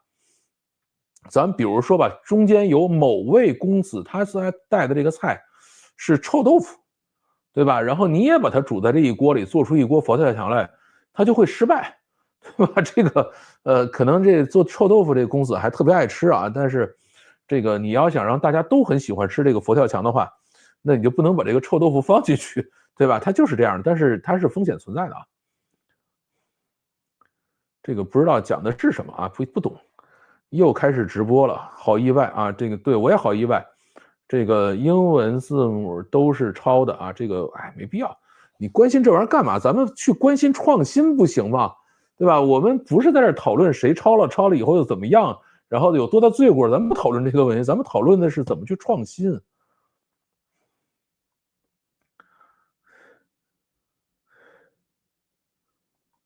抄就抄 ，OpenAI 是闭源啊，这个不能这么讲啊，OpenAI 它是闭源的，然后呢，它有这个自己的规范，有规则，这个破坏了它的规则这个事儿呢，还是违法的啊，这个事儿我们要承认的。物美价廉啊，现阶段至少可以顶一段时间，毕竟目前访问 OpenAI 贵啊，这个Cloud 比 OpenAI 还贵啊，Cloud 3.5 Sonnet 比 OpenAI 还贵。这个屠呦呦，这个屠呦呦我们就不用讲了，这个屠呦呦到现在为止连个院士也没评上，对吧？我觉得 ChatGPT 有个很不好的地方，就是所谓的道德审查过，对 ChatGPT 的道德审查实在是很严。Gemini 道德审查也挺严的啊。然后在这点上，这个其实 Grok 就为什么我有时候会使用 Grok 就是这样的。英特尔是不是真的不行了？这个不好说。约美国老板股票跌了啊，台湾什么啊？这个不知道什么意思。都是大国崛起了，就不要再用什么海盗理论了。这个谁大国崛起的时候没用？你以为美国人现在不抄吗？对吧？咱们刚才讲的第一个 AIGC 产品，微软的GitHub Copilot 就是抄，到现在为止还一帮人告他呢，对吧？你咋就觉得只有到中国叫海盗理论呢？你脑子是不是有问题？文心一言最近没啥新闻，有文心一言最近还发了好多文章来比较，说文心一言是中国最好的大模型，然后遥遥领先的。所以我说文心一言很可耻，但是并不代表中国人可耻啊。我从来不否认中国有败类啊，然后呢，我也从来不因为中国有败类就觉得自己是个中国人这件事可耻。你们听明白了没有？很有趣，有人说，但是 DeepSeek 不会说这个，这个我觉得不用去跟他费这个劲啊，就是，你们要用大模型，还是要真的让大模型替你们产出一些东西，而不是跟大模型斗闷子啊！你斗了半天，你得到了什么，对吧？除了说，哎，我又证明了一下我好厉害，这个自嗨了一下，当了一次阿 Q 之外，你啥也没得到，对吧？微软的浏览器 Word 这些东西也都是抄的啊，这个Word 不好说啊，但是它的浏览器一开始是自己做的啊。现在的浏览器 Edge 浏览器其实底下是 Chromium 的底层，然后呢，它的 Excel 你说它到底有没有抄 Lotus 123？仁者见仁，智者见智吧。今天初一啊，这个不要上当生气啊，没什么生气的，我就是反正坐着待着，然后骂街呗，对吧？这个特别棒的就是我可以骂他，他没法骂我。这个后面当然是关门大吉啊，这个就不知道说的是什么了啊。这个回答就是偷换概念，可以不回答，不知道你在说什么。老范经验不够啊，这个不知道1450什么意思啊，所以你们也不用跟我讲，看的是人才，而不是什么大公司，对啊，本来这些人才可以去美国的，结果拜登说我不让你来啊，所以他们就留在中国了。别人偷不能代表你偷就是对的，但是问题的关键不是这个，毕竟你不是法官啊，是我不是法官，但是每个人都可以自己有评判，对吧？你不也在评判吗？我觉得有些不能实事求是、看不得中国有突破的这些账号就直接 block 掉。我们有会员，会员都是有小班子的，可以去 block 他们的账号，没问题。可以把他们的评论删掉啊。这个老范啊，我准备尝试一下商业模式，批量生产 AI agent，大量覆盖多个行业，提供小功能服务，等待基于量大产生爆款。这个挺累的，你最好还是认准一个方向去做啊。美国创新，中国仿冒，欧洲监管，这个就太怎么说呢？就太刻板了啊。美国也抄，对吧？中国也创新，这个欧洲也创新，美国也监管，中国也监管，大家都干，就是创新、模仿、监管，这个3个国家都得干。那这不叫3个国家吧，3个地区吧，欧洲不能算一个国家啊。可以说说未来的发展，未来发展我回头放会员频道吧，你们这些不愿意买会员的人就甭看了。这个机器人扭秧歌不是从抄开始，这个我没看啊，我好像看了一眼，我觉得挺丑陋的啊，这个节目非常丑陋啊，我不做评价。微软窥伺 TikTok 很久了，倒是真的啊，这个微软其实一般，微软其实做不了这东西。其实这个里头，就 TikTok 整个这件事情里头最倒霉的人是扎克伯格啊，因为我是Musical.ly 的最早的投资人，所以呢，我特别了解他们。他们从创业的第一天就希望被美塔收购，然后呢，中间应该也找人去谈过，但是扎克伯格没看上他们，最后呢是被字节跳动收购了，变成了 TikTok。然后扎克伯格现在还在每天跟他拼命，对吧？所以我觉得这个里边最冤的人就是扎克伯格啊，就这个项目创业的时候就想卖给他。来自台湾的经验啊，这个我们就跟台湾就不折腾这事儿了。台湾人的油管是真乐观，什么意思啊？台湾人在油管，我觉得挺好的，我很喜欢台湾人，我也以前经常去啊，疫情以后再没去过，因为到现在好像台湾自由行还是不行，必须要跟团游。等什么时候台湾自由行可以了，我就要准备到台湾再去转一转，因为我只去过台北，大概去过3、4次，然后除了台北之外，台湾的地方我都没去过啊，所以我其实很想去台湾的啊，这个也一直在找机会去，但是没有找到机会。哎，没事了，就是初一嘛，咱们就当放鞭炮了，行不行？春晚视频是后期剪辑过的，把失误镜头都剪辑掉了啊，这个挺正常的呀，都是这么干的呀。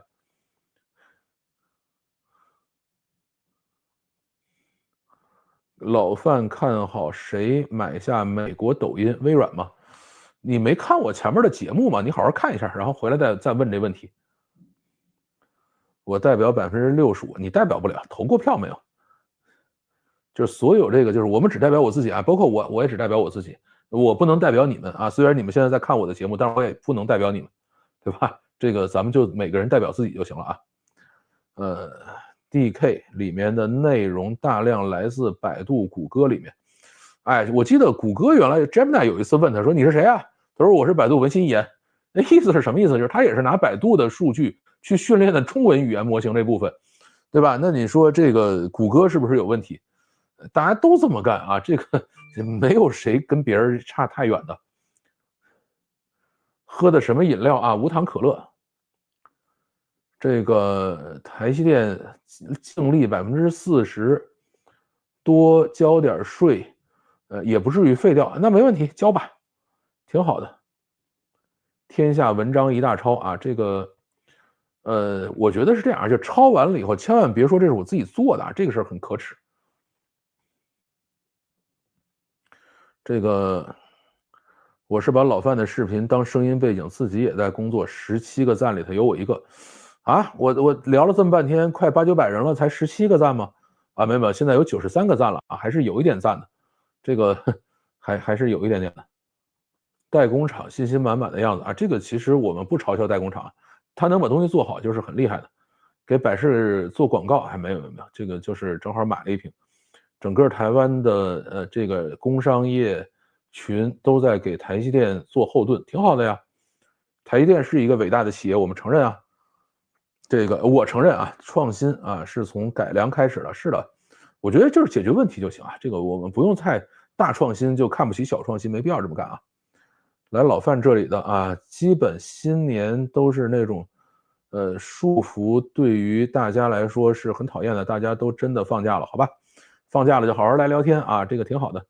CUDA 的护城河长期看比硬件的制程差距更可怕啊，CUDA 确实是比较厉害，但是现在可能也会有问题啊。这个1450不知道什么意思，就不要在我这儿再讲这事儿了。川普现在对于制造业就是，打算直接抢嘛？对啊，这个川普抢他也是抢啊，对吧？你们只要到这个他前天在达沃斯论坛上演讲说，你在美国制造，我就给你最低的税率啊，你要不在美国制造，我就收税收死你，这不就完了吗？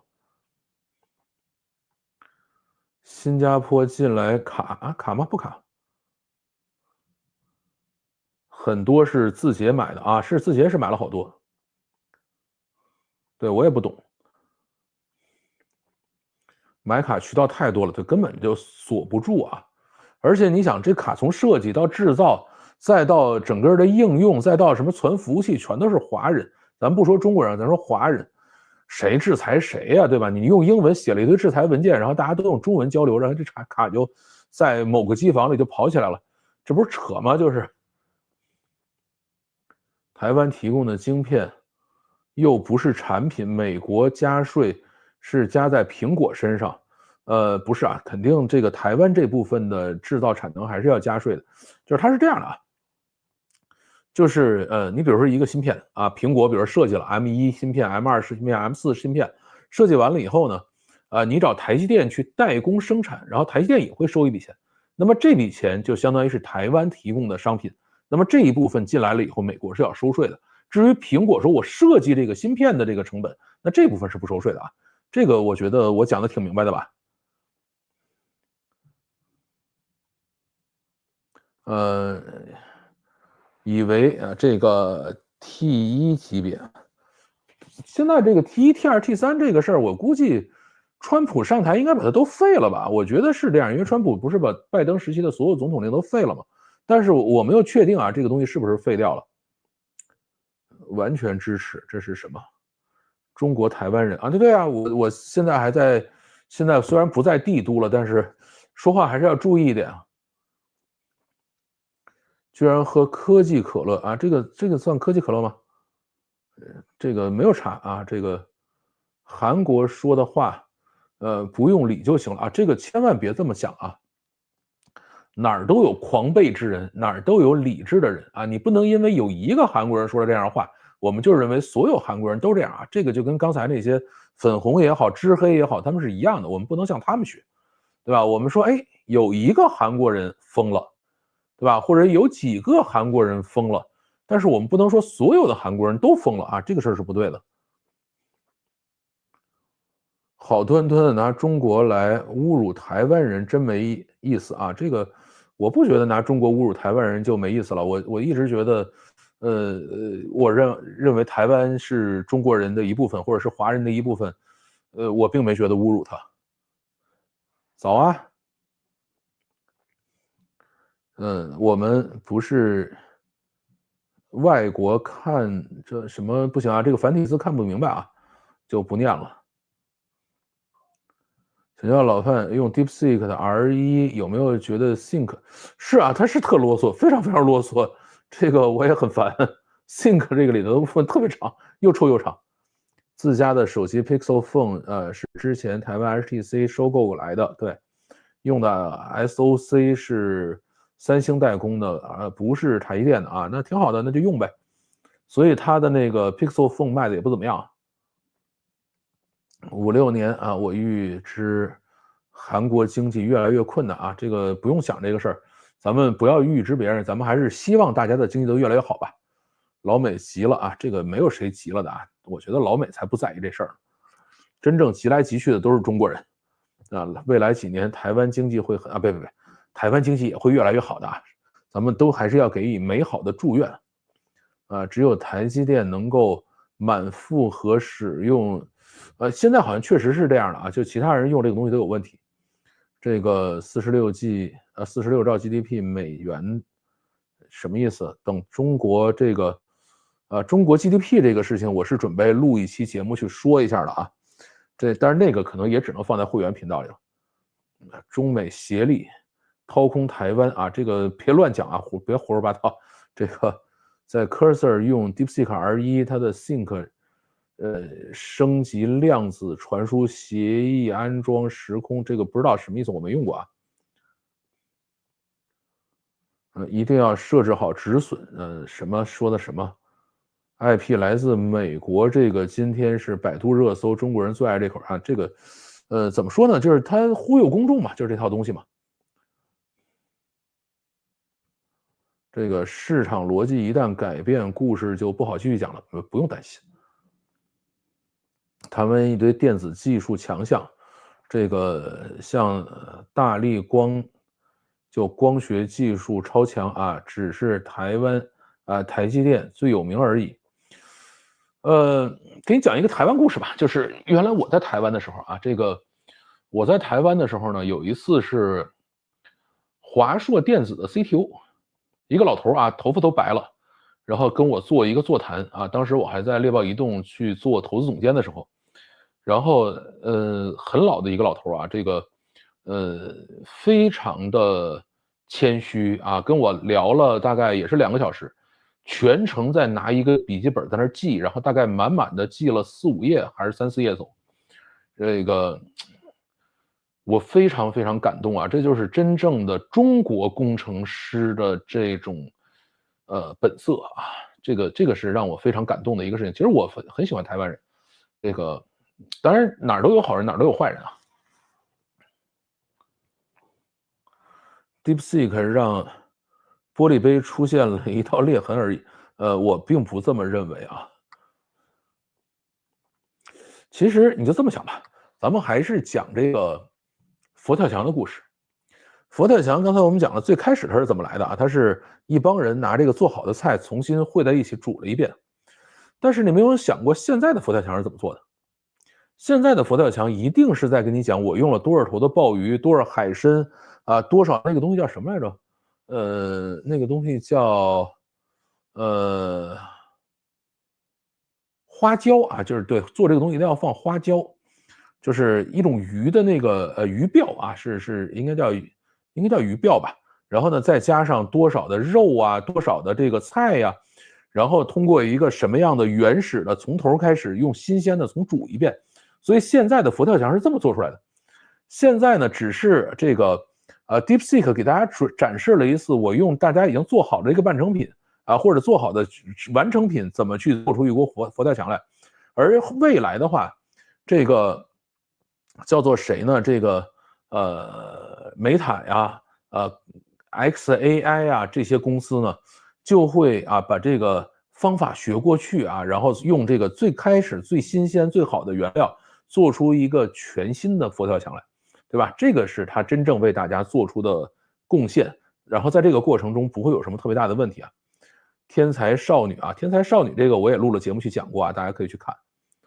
这个台积电去美国对台积电发展不利啊，这个台积电的配套全在台湾啊，那这就是台积电自己需要去考虑的事情了呗。国内应该有机会在芯片上也有突破，不能说完全没有吧，但是这个确实有点难度啊，因为这个甭管是台积电也好，还是阿斯麦也好，这么多年的积累，而且不是这个台积电的积累，也不是阿斯麦的积累，而是全球的积累，对吧？搁在一起，然后你要想去突破的呢，一定是，不能说完全不可能，但是很难。美国一大堆 AI 的网站，我完全看不出 DeepSeek 有什么特别优势，纯炒作啊，没问题，你可以这么认为，我支持你，你对了，对吧？是不是很开心？觉得老子好厉害？这个 DeepSeek 给我的感觉，好过4O，赶上 O1，但是不及 O1 Pro，是 O1 Pro 我没用过啊，不知道。O1 的话，其实我对 O1 的用的这个也不多。国内的 GPU 上很难追上 NV。哎呀，你像那个国内那叫什么来着？摩尔线程就是 NVIDIA 的人出来做的啊。就是现在呢，追 NV 这件事儿，最难的其实不是把芯片设计出来，而是把芯片做出来，对吧？这个事情中国搞不定的嘛。一夜之间，北美老外都知道 DeepSeek 传播速度前所未有，这是川普宣传的功劳。对，川普是很厉害，这个没什么好说的，我们还是要认的啊。川建国同志很厉害，没抄底到 NV 啊，这个亏了吧？这个他未必是台湾的，然后这种写繁体字的好多是大陆的，这个一般台湾人未必有他这么脑子轴。创新是从改良开始的，是的。这些人并不是说不懂什么是创新，他们只是无法接受中国人创新而已。本地部署 DeepSeek，这个事儿要注意啊，就是本地部署 DeepSeek 呢是分两个啊，第一个是我们去部署由 DeepSeek 蒸馏模型去微调的通义千问模型啊，这个是比较容易的，就是像我们讲的叫 DeepSeek R1 1.4B、7B、14B、32B、70B 啊，这个呢实际上是用 DeepSeek R1 蒸馏的数据去微调的通义千问2.5或者是 Llama 3.3啊，应该是这些模型啊。这个你在本地关键看你部署多大的。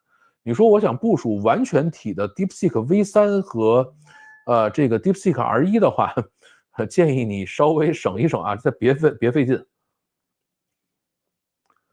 DeepSeek 用终端芯片做成，但是我觉得这样，就是 DeepSeek 到底用的什么芯片不好说啊，这个事儿我不做评价。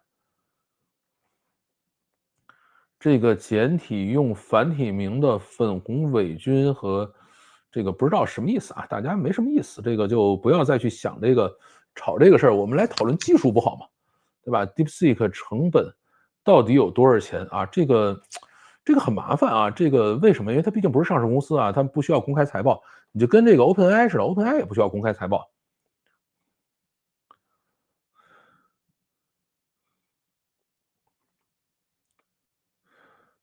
不知道在讲什么啊？这个天下围攻，我就准备忽略你的所有评论了。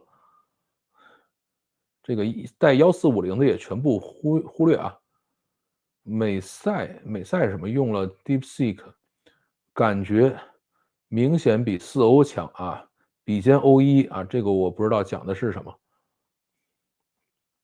很难说。以前互联网 APP 国内超美国的，现在国内 APP 已经超过美国了啊。这个其实互联网 APP 呢，超美国也都超过，但是现在完全不一样了啊。特别是这些超级 APP，美国人做不出来。好技术都被美国抢，其实我觉得并不是好技术被美国抢啊，而是好技术呢，自然而然会去更开放、待遇更好、条件更好的地方，对吧？如果中国更开放、待遇更好、条件更好，他们就会来。咱们呢，也不要说中国就没有这些东西啊，咱们以日本为例，对吧？这些高级程序员、高级工程师在日本的薪资其实是很低的。而且他们也没有在日本有这个很好的创新条件，因为日本都是派遣制，就是所有的需求都从大厂来的，对吧？你说我想去创新做一个东西，日本压根就不会给你这样的机会，你做出来也不会有大厂来用你，对吧？这大手企业也不会用，所以呢，就日本的科学家就可以到中国来啊，或者到美国去都可以啊，就看哪个地方更开放，哪个地方的待遇更好，然后这个创新条件更好，它自然而然就会去吸引身边的或者全世界的科学家啊。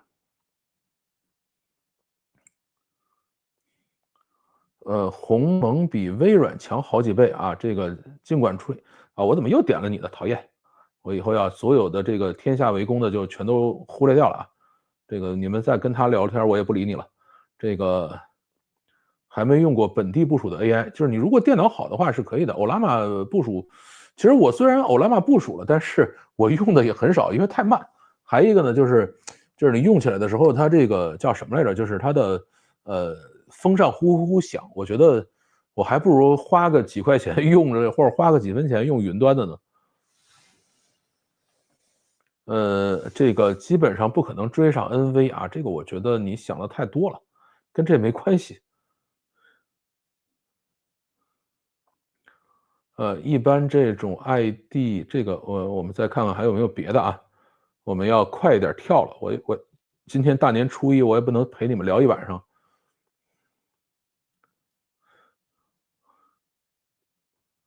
这个好像没见过啊，GPT-4O3能肯尼迪和里根政治问题吗？没看懂。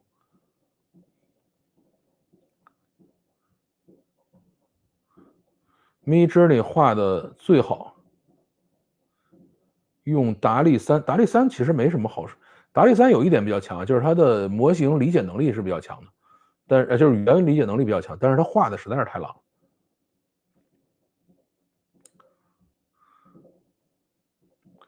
好用程度其实现在 DeepSeek 挺高的，就是你 GPT 呢，因为它分很多的模型，4O 特别是这个高级语音功能还是非常棒的啊，我很喜欢。Grok 因为你必须要在 X 里边使，所以稍微的差一点。中国给清华毕业生年薪$100万，NV 能给到2000万，怎么玩？对啊，这不挺好的吗？哎，咱们就这么说吧，台湾能给台湾清华毕业生多少钱，对吧？因为我跟好多台湾的朋友聊过这个问题，对吧？他们有很大的问题是什么？这个你一毕业，就是哪怕你是从台湾清华大学毕业了，毕了业以后呢，发现你到公司里边，上边是你的师兄，然后你师兄的师兄，然后大家在这论资排辈排着呢，对吧？就一点办法没有。因为我原来公司里头招了好多从台湾的这种清华呀，什么这种好的学校招回来的这个学生，对吧？那他说我们很喜欢到大陆去工作，原因很简单，就是我到了这边就再也不用去看这些师兄的脸色了，我就可以自己去涨薪、去升职、去做一些自己的喜欢的事情，对吧？这个也是有差异的啊。AI 本质上是工具啊，不要这么想，AI 就是 AI。这个国内挖人，特别是 AI 这块人确实还是挺猛的，特别是字节给钱给的很猛啊。应该没有美国凶，但是呢，肯定比日本啊、台湾啊，比这些地方要强很多。对，国内是性价比很高的。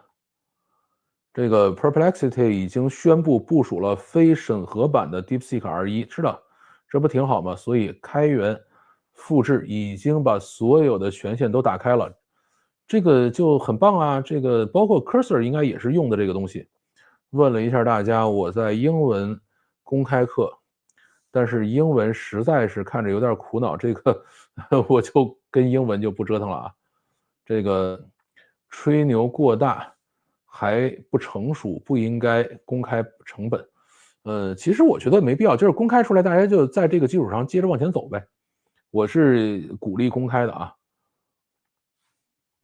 用这个64G 跑这个 70B，其实你那个 70B 也是用的 70B 有可能是 Llama 的模型去微调的，或者是千问的模型，都不是原始的 DeepSeek R1啊。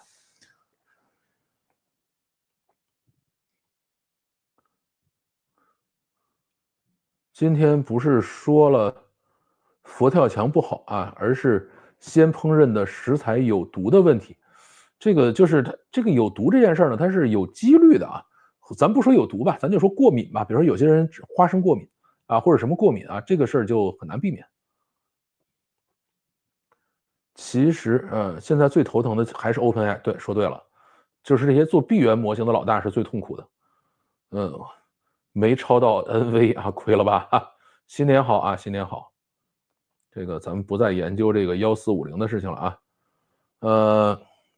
你觉得 AI infrastructure 中的网络设备增长空间大吗？这个对这块不太懂啊，不给大家任何建议了。优秀的人，国内挖人可以给$1000万，给$1亿啊，这是独裁国家的优势啊。这个不要想这个，美国也可以给，你以为美国不给呢？现在马斯克不是天天在骂这个 OpenAI 吗？他给钱给太多，导致他挖不到人，对吧？这个都一样的。这个倒不能叫金融诈骗啊，这个我是不承认的。会不会有一天 AI，都在用彼此生成的数据来训练？现在其实很多就是这样，像 Llama 3.0就开始用 Llama 2的这个数据去训练的啊。美国的应用整体都不行，也不能这么讲啊，反正确实是稍微差一点，成本太高。恭喜老范啊，一个直播，这个不知道他们什么意思啊？这个你不要给我讲这事儿。猎豹好像后来做成了 Facebook 中国区的广告代理，不是这样的，是当时我们收了一家，但是收了以后呢，最后猎豹是被 Facebook 整个除名了啊，整个全都给永不合作了啊，这个是后来的故事了。DeepSeek 不需要发展了，这个别啊，还是需要发展，我们还指望它发展的。然后那个什么，别讲这事儿了啊。其实好的 AI 是可以通过，不行，这个繁体字太多了，我看着累啊，我就这个太多繁体字我就不念了。光刻机能生产7纳米 GPU 就不怕美国人威胁，这个还是有难度的啊，这真的是全世界人类的这个智慧结晶。阿里宣布通义千问超过 DeepSeek V3成本更低，可信度高吗？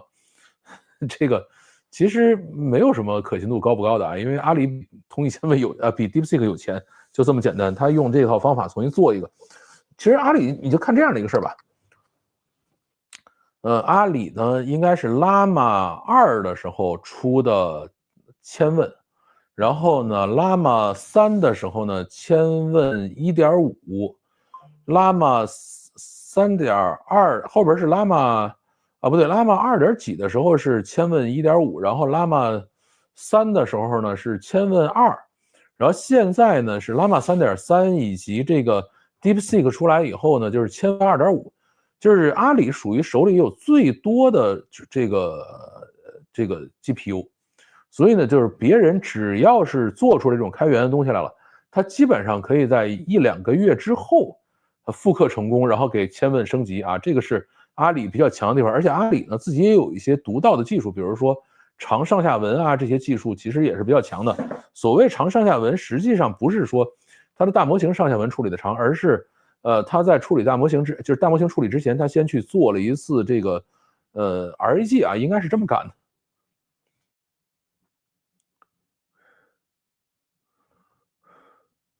这个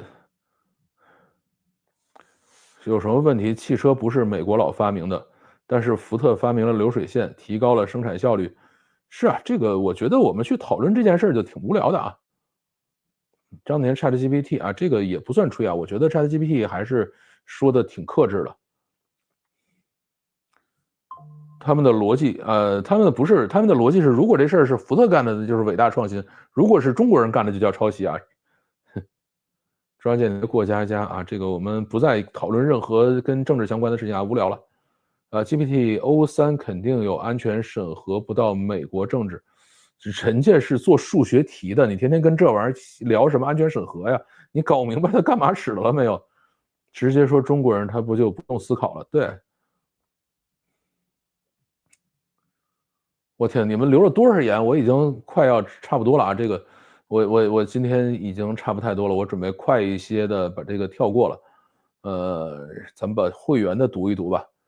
刚看新闻，美国多名官员回应 DeepSeek 对美国的影响，表示 DeepSeek 是偷窃啊。这个反正美国也有一些没脑子的人，哪儿都有。而且这种美国说 DeepSeek 是偷窃这个事儿呢，在中国又容易传播。现在美国政府也是一脸玩不起，这个挺正常的，特别是这种需要选举的国家，对吧？你总要用一些选民听得懂的话来去说话嘛。然后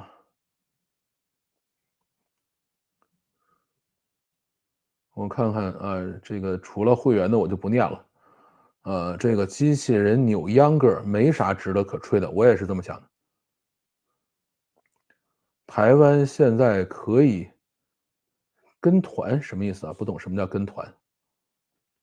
有些人是什么王建什么陈破空频道看多了，世间万物都能够出梗来说中国不行，哎呀，这个没必要啊。其实我觉得我们自己作为中国人，还是稍微的有点自豪感，挺好的。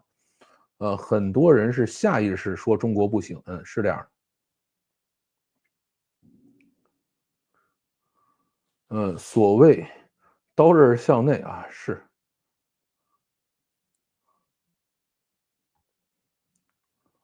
这个显卡限制令纯恶心人啊，伤敌自先。其实显卡限制令谁也限制不了，就是瞎扯的。下意识说大国不行，那不行，那么问题呢？什么意思啊？判断事情有个概率啊。有人说中医又出神医了，我下意识就觉得不行。这个中医是另外一个问题啊。我觉得中医是代表不了中国的。伤害1500，这个没看到你在说什么。二极管思维，台湾没说，要不台积电产能搬到美国啊？部分搬已经基本成功了，挺好的，搬吧。花椒是鳕鱼的肚，是鳕鱼吗？还是一种专门的鱼啊？反正那个东西挺好吃的，我特别喜欢吃花椒鸡啊，这道菜非常非常喜欢。早晨起来从头开始2杯速啊，终于赶到当前了，好吧？这个我们这个就只读这个会员的了啊，这个其他的人就不读了，因为我也准备休息了。美国现在天天怀疑这个啊，这个我倒不这么想，就是，呃，你去思考这个事儿不就完了吗？这个美国愿意去怀疑，我们也愿意去澄清啊，不是什么特别大的问题。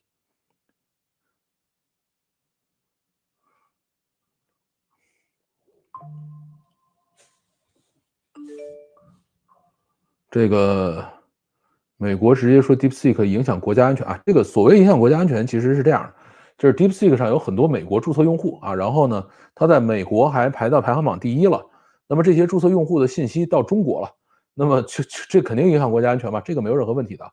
我觉得这件事并没有说错，但是不需要跟其他东西混在一起，它只要把美国用户都关掉就完事儿了啊，这个不是什么大问题。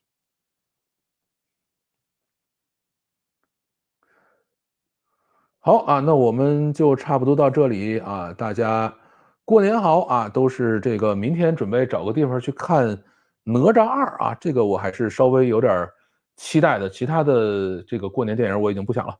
那么今天就到这儿，然后也聊了2个小时了，有点夸张了啊，今天。这个都没有读评论啊，就是随便跟大家聊聊 DeepSeek 的事情，就2个小时了啊。